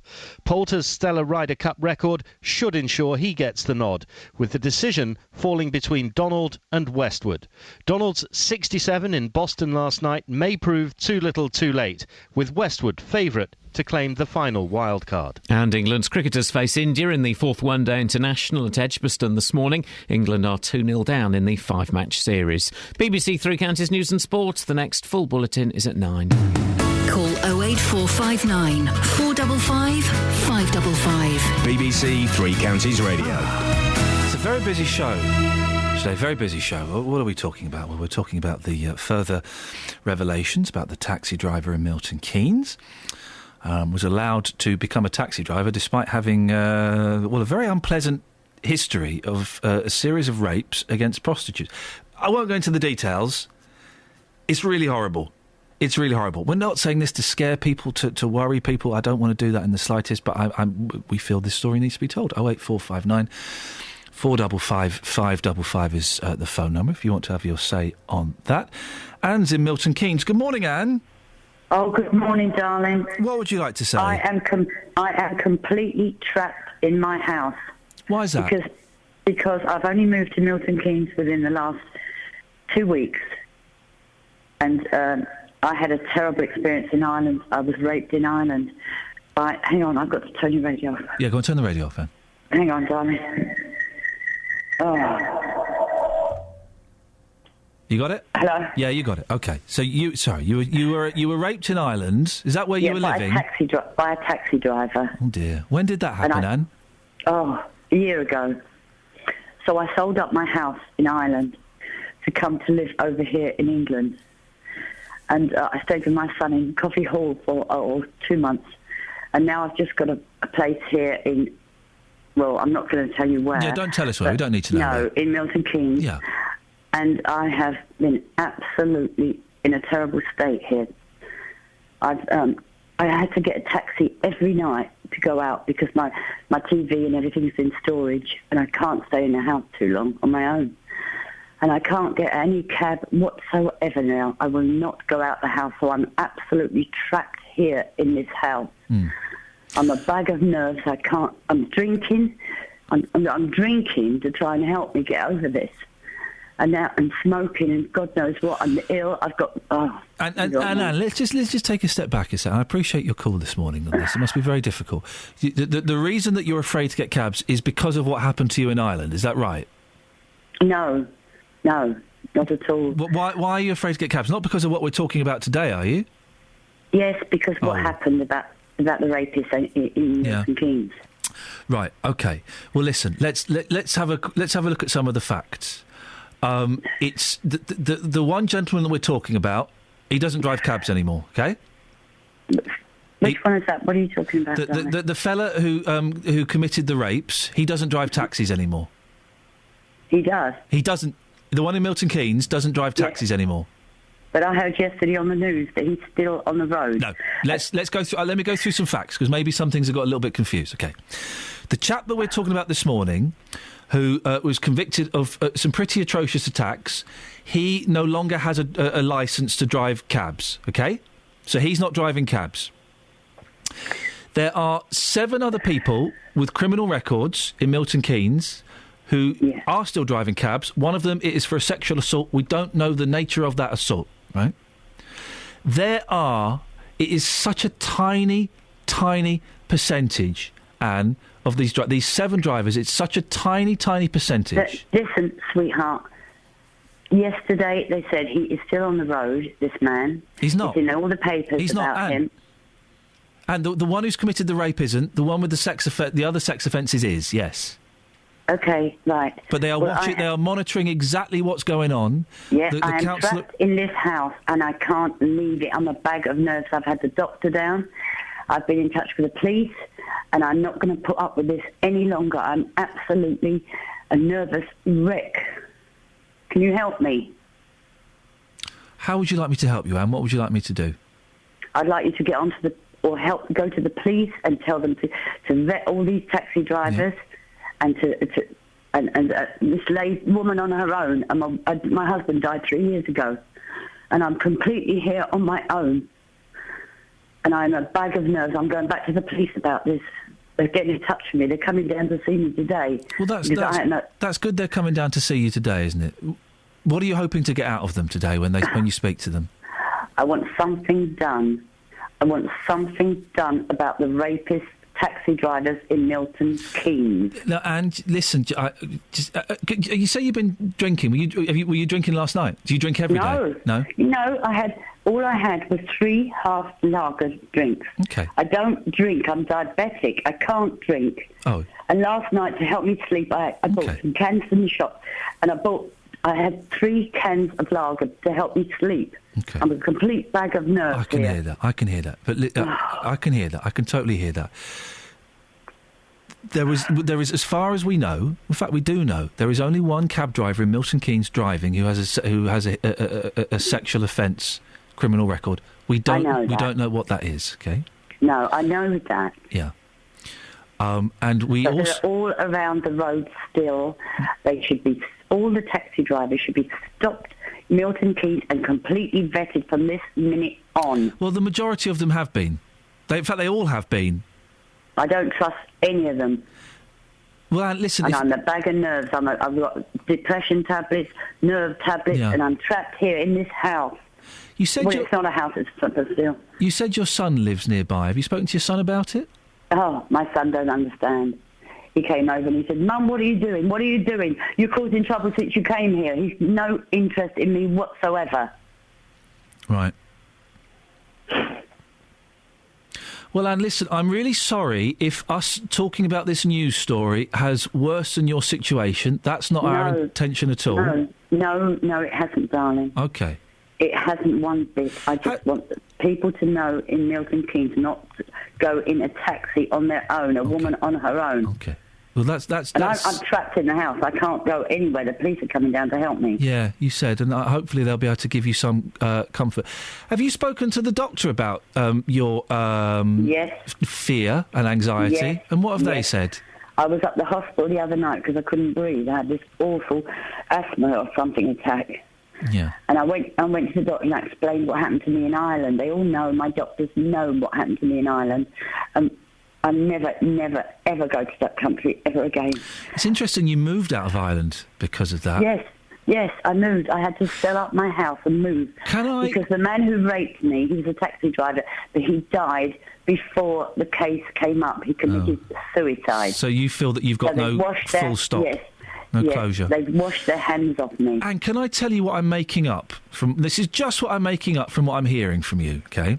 Ian, yes, what? This is just what I'm making up. I may be completely wrong, but you said that it was us talking about this that has scared you from using cabs in Milton Keynes. What I make up is that obviously what happened to you in Ireland was absolutely awful. It was so awful. It was big enough and powerful enough for you to move to a different country. And I would suspect that us talking about this really small number of drivers in Milton Keynes is bringing up lots of old feelings that maybe you haven't actually properly dealt with yet. I have dealt with it. I've had a whole year to get over this. Do you think is a year long enough? Do you think? What happened to me in Ireland? Yeah. I've got over it. You've got over it. Okay. But because I came back to Milton Keynes, it's all coming back to me, and I'm a widow on my own, living on my own. My sons, they think I'm crazy. I've got no one to talk to. You're the only station. God love you for being there for me, for people here. I'm absolutely a bag of nerves over this. Well, and listen, you've got the police coming later on today, haven't you? Yes. Well, they don't know because they said to me, I said, I'm going on to the radio station in the morning. Okay. I said, my Three Counties radio is the only lifeline I've got in this country. When are you next seeing your doctor? Oh, Wednesday or something. He wants me to go up there to help me with my depression. Okay. But I'm not bothered about that. Can you? No. But maybe if you go in because the doctor wants to talk about your depression, maybe you could kind of mention this conversation that we've had. I will. And mention and tell him exactly what you've told me. How scared you are, how anxious you are, and how afraid you are of getting into a cab. I think it's important you let him know how afraid you are of getting into a cab. I wouldn't. And when I came here, I've been in cabs all the time since last week, actually. I've been getting cabs up and back, and I don't like the look of them drivers. No. They look at me, because I am a little bit glamorous looking. They look at me as though I'm a bit of shit or something. I don't know. All right. Okay. Just okay. And listen, I would again. I make up that perhaps that you're possibly imagining that. No, okay. I'm not. All right. Well, listen, Anne, I wish you the best of luck. I'm a very sane person and a very strong person. I'm joining the Samaritans. I am going to be on a Samaritan. Okay. Well, Anne, listen, I wish you the very best I'm of not luck. talking a load of shit, darling. Okay, Anne, listen, I'm going to let you go. That's a second one. Thank you very much indeed. Apologies there. We had, 2 Category Bs in the space of 1 minute. Gosh. Apologies there if you've got young ears listening. I know, I'm sure you can understand, Anne was very, very upset. Never our intention to let bad language get on the air, but so apologies if anyone was offended. Can I just give out a telephone number for anyone who's been affected by this? Yes. We don't want anyone feeling like this. No. But, feelings are funny things, and you never know when it's going to catch up with you. Rape Crisis, their telephone number is this: 0808 802 9999. That's 0808 802 9999. Yeah, and there are other organisations. You mentioned the Samaritans there who do a cracking job, and also if you're struggling with depression or anxiety, then the doctors is generally a good place to pop along to as well. If you've got a good doctor, you'll be all right. And again, apologies if there were young ears listening and anyone was offended by that bad language. Right. Catherine, do you want to do? Have you got some texts? Yeah, let's do some texts. I know the phones have gone a little bit crazy. Yeah, we need to speak to Sharon as well because she's at work. But let me. Oh, I didn't see Sharon. Yeah, have a I tell you, take those calls and I'll speak. Sorry, Sharon, I didn't see you up there. What would you like to say? Yeah, a couple of years ago, my daughter was 18 at the time. They went clubbing with a friend. And my daughter, obviously, I mean, they'd had a drink. I don't think they were rolling around drunk. But she put her friend into a taxi. And the friend always used to sit in the front. I would say I think it's more sensible to sit in the back. Yeah. But she put her friend into a taxi to ensure she'd get home safely. Sensible thing to do. When her friend had got home, she had actually been assaulted by the taxi driver. Now, as in he touched her up in the places that he shouldn't have. Yeah. She did speak to her parents. The police got involved, and they did actually speak to my daughter before they managed to get hold of her via her mobile to speak to her before she came home. I think as a parent, you always worry about your children. But I did talk to my daughter about it, and we had the system then that it didn't matter if I was in bed asleep, although I used to be awake, sometimes waiting for her to come in. So what she used to do, she used to text me the taxi cab's registration. Brilliant. And then I showed her that each taxi cab actually has their own unique number. The four numbers, I think there's just 4. And so I said, you could text that, or you can WhatsApp a picture to me of it if you think it's easier to do it that way. Brilliant. So that's what she used to do. But one of the Milton Keynes cab companies does, in actual fact, if you ring them, rather than just jump into the first taxi that's there, if you're coming out from a night out, maybe. I'm sort of aimed at parents here that might be worried about their sort of 18-year-olds. They would send you a text and tell you which cab was coming for you. See, that's a good idea, isn't it? Me. Yeah.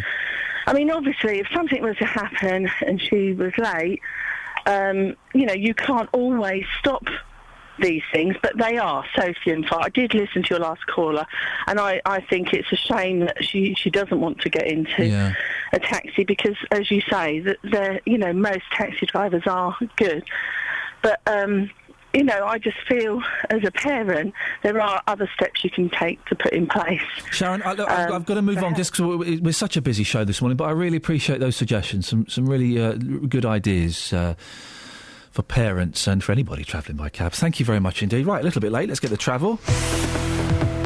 Travel news for beds, cards and bugs. BBC Three Counties Radio. Well, starting on the M25 in the clockwise entry slip road from South Mims from the A1M is partially blocked because of a breakdown on the roundabout. It's being recovered. Anti-clockwise is still really slow from 19 to 16, Watford to the M40. Delays on the southbound M1 still from junction 10 towards 9 Redbourne. A1M, usual congestion passing Stevenage we've seen on the sensors, and very busy into Buckingham on the A421 as the 421 is closed in Buckingham this morning at the 413 total roundabout for the ongoing works. A1, by the way, at Sandy, the northbound's open for the time being. The lorry which overturned earlier between the Sandy roundabout and the Black Cat roundabout has not yet been recovered. That will take place later on this morning. On the trains, no reported problems. James Hawley, BBC Three Counties Radio. Thank you very much. Right, it's 8:47. These are your headlines. BBC Three Counties Radio has learnt that a Milton Keynes taxi driver at the centre of the row, which has led to the resignation of the mayor, was a violent serial rapist. The Deputy Prime Minister, Nick Clegg, has criticised the treatment of a British couple who removed their seriously ill son from hospital. And Luton Borough Council say they will wait for a police investigation into the death of a 3-year-old girl hit by a bus in Bury Park last month before considering any changes to the road layout. Let's get the weather. Beds, Herts and Bucks weather. BBC Three Counties Radio. Hello there. Well, it has brightened up in a couple of spots, but still overcast elsewhere, and it may remain that way for the day. But at least we have light winds and feeling fairly mild, really. Highs of 21 degrees Celsius and remaining largely dry even as we head through this evening and tonight. Fairly cloudy night with clear spells. Just a bit of fog developing in the early hours of the morning in patches with lows of 13 degrees Celsius. So tomorrow, after a cloudy start, it does thin out through the day. So by the afternoon, we are starting to see sunny spells developing with highs of 22 degrees Celsius. Thursday looks like the warmest day of the week. After a foggy start, it brightens up. But Friday and Saturday, generally bright with sunny spells with just a slight risk of showers. That's your latest forecast.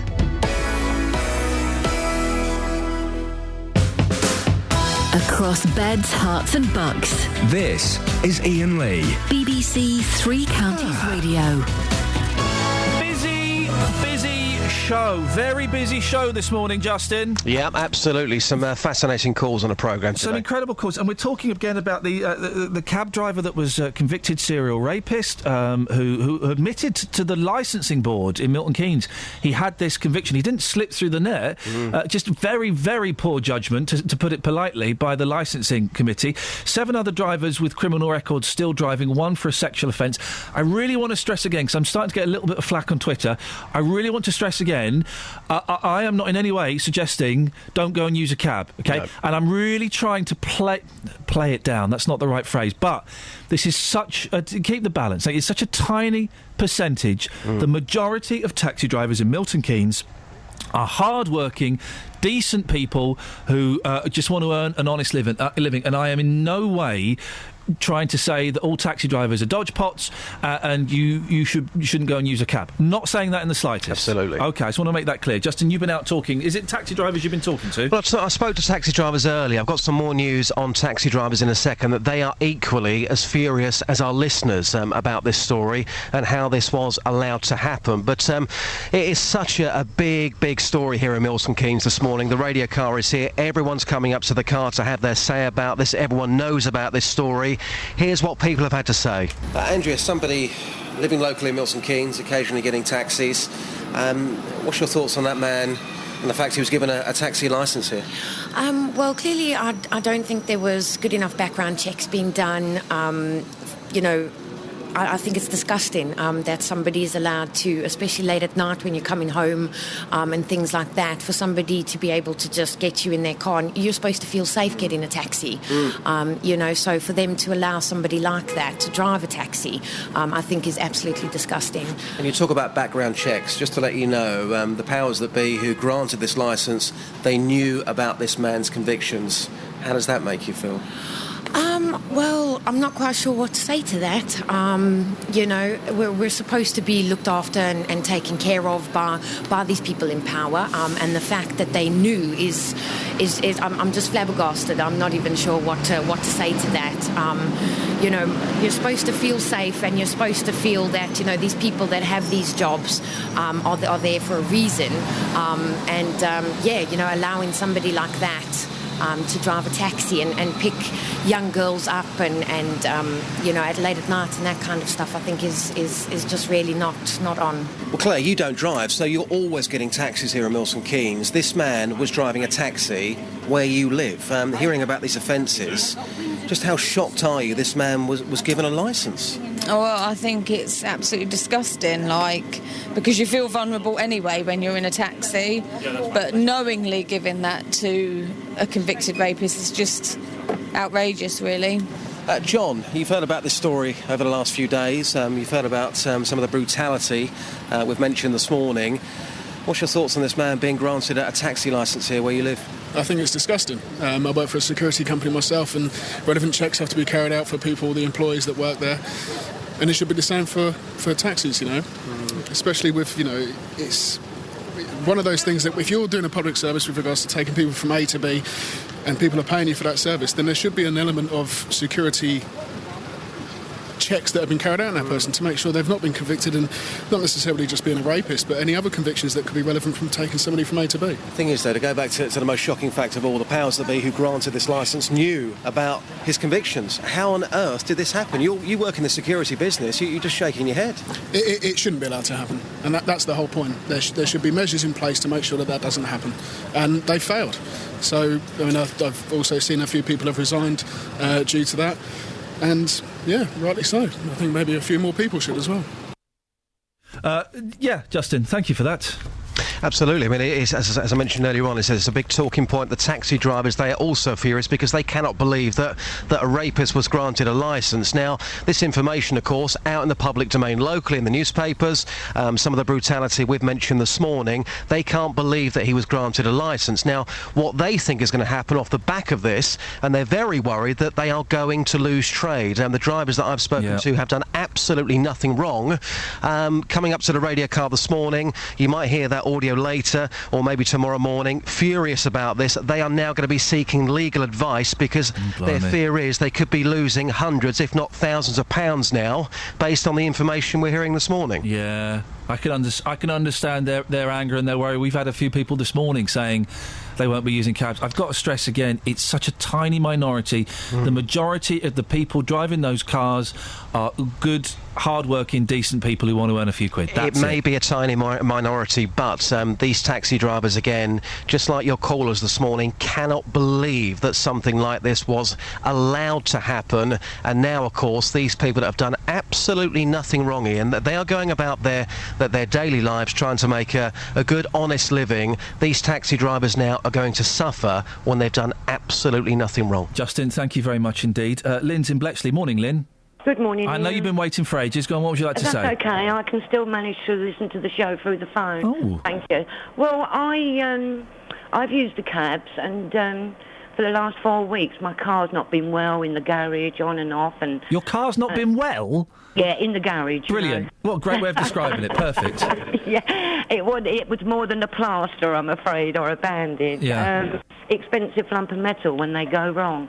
And you know what? The taxi minicabs that I use were brilliant. I mean, they talk in the mirror to you because they can't turn round. But what a lovely team. You can't just wave a taxi down in Milton Keynes. You've got to book them. You've got to have a contact number. There's so much security. Oh, Lynn, I don't like it when they talk to me. Well, I don't like the conversation. Makes me awkward, doesn't it? Really? Yeah, don't you feel awkward when they're chatting to you? No, perhaps You like a good gab. Yeah, I taught for England once I started. Yeah, I bet. Honestly. And I'm one of these that are out very early in the morning, 6:15. And when the snow comes and we can't drive, the taxis will. And I always feel okay. But as you say, it's quite sad that if they're all going to be tarred with the same brush.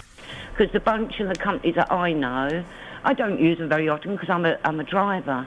But that lady hit the nail on the head that you are a prisoner in your own home if you can't get out and about, and it's awful depressing. But the company that I use, I can't fault them. And perfect. Don't tar with them. And I hope you notice we've not, Lynn. I'm going to move on just because I want to squeeze Irene in. What a busy show. Morning, Irene. Irene has disappeared today. Irene... she's gone. There we go. Have we got any more texts? Catherine has been so frantic. I feel I've... Hang on, where's Irene gone? She's... Irene? Irene? She's... Hello, Irene. Gone. Irene? I'll ring her back. Yeah, I know she's gone. That's why I was calling her name. And she wasn't answering. Come on, Irene. Yeah, that's, yeah.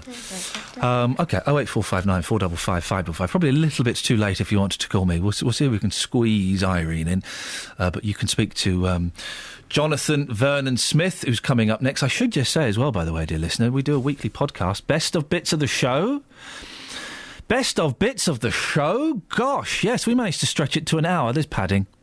course, there's padding in it, and we record little extra bits that you won't get to hear on the radio. If you want to get that, you can go and download it from iTunes or from the website.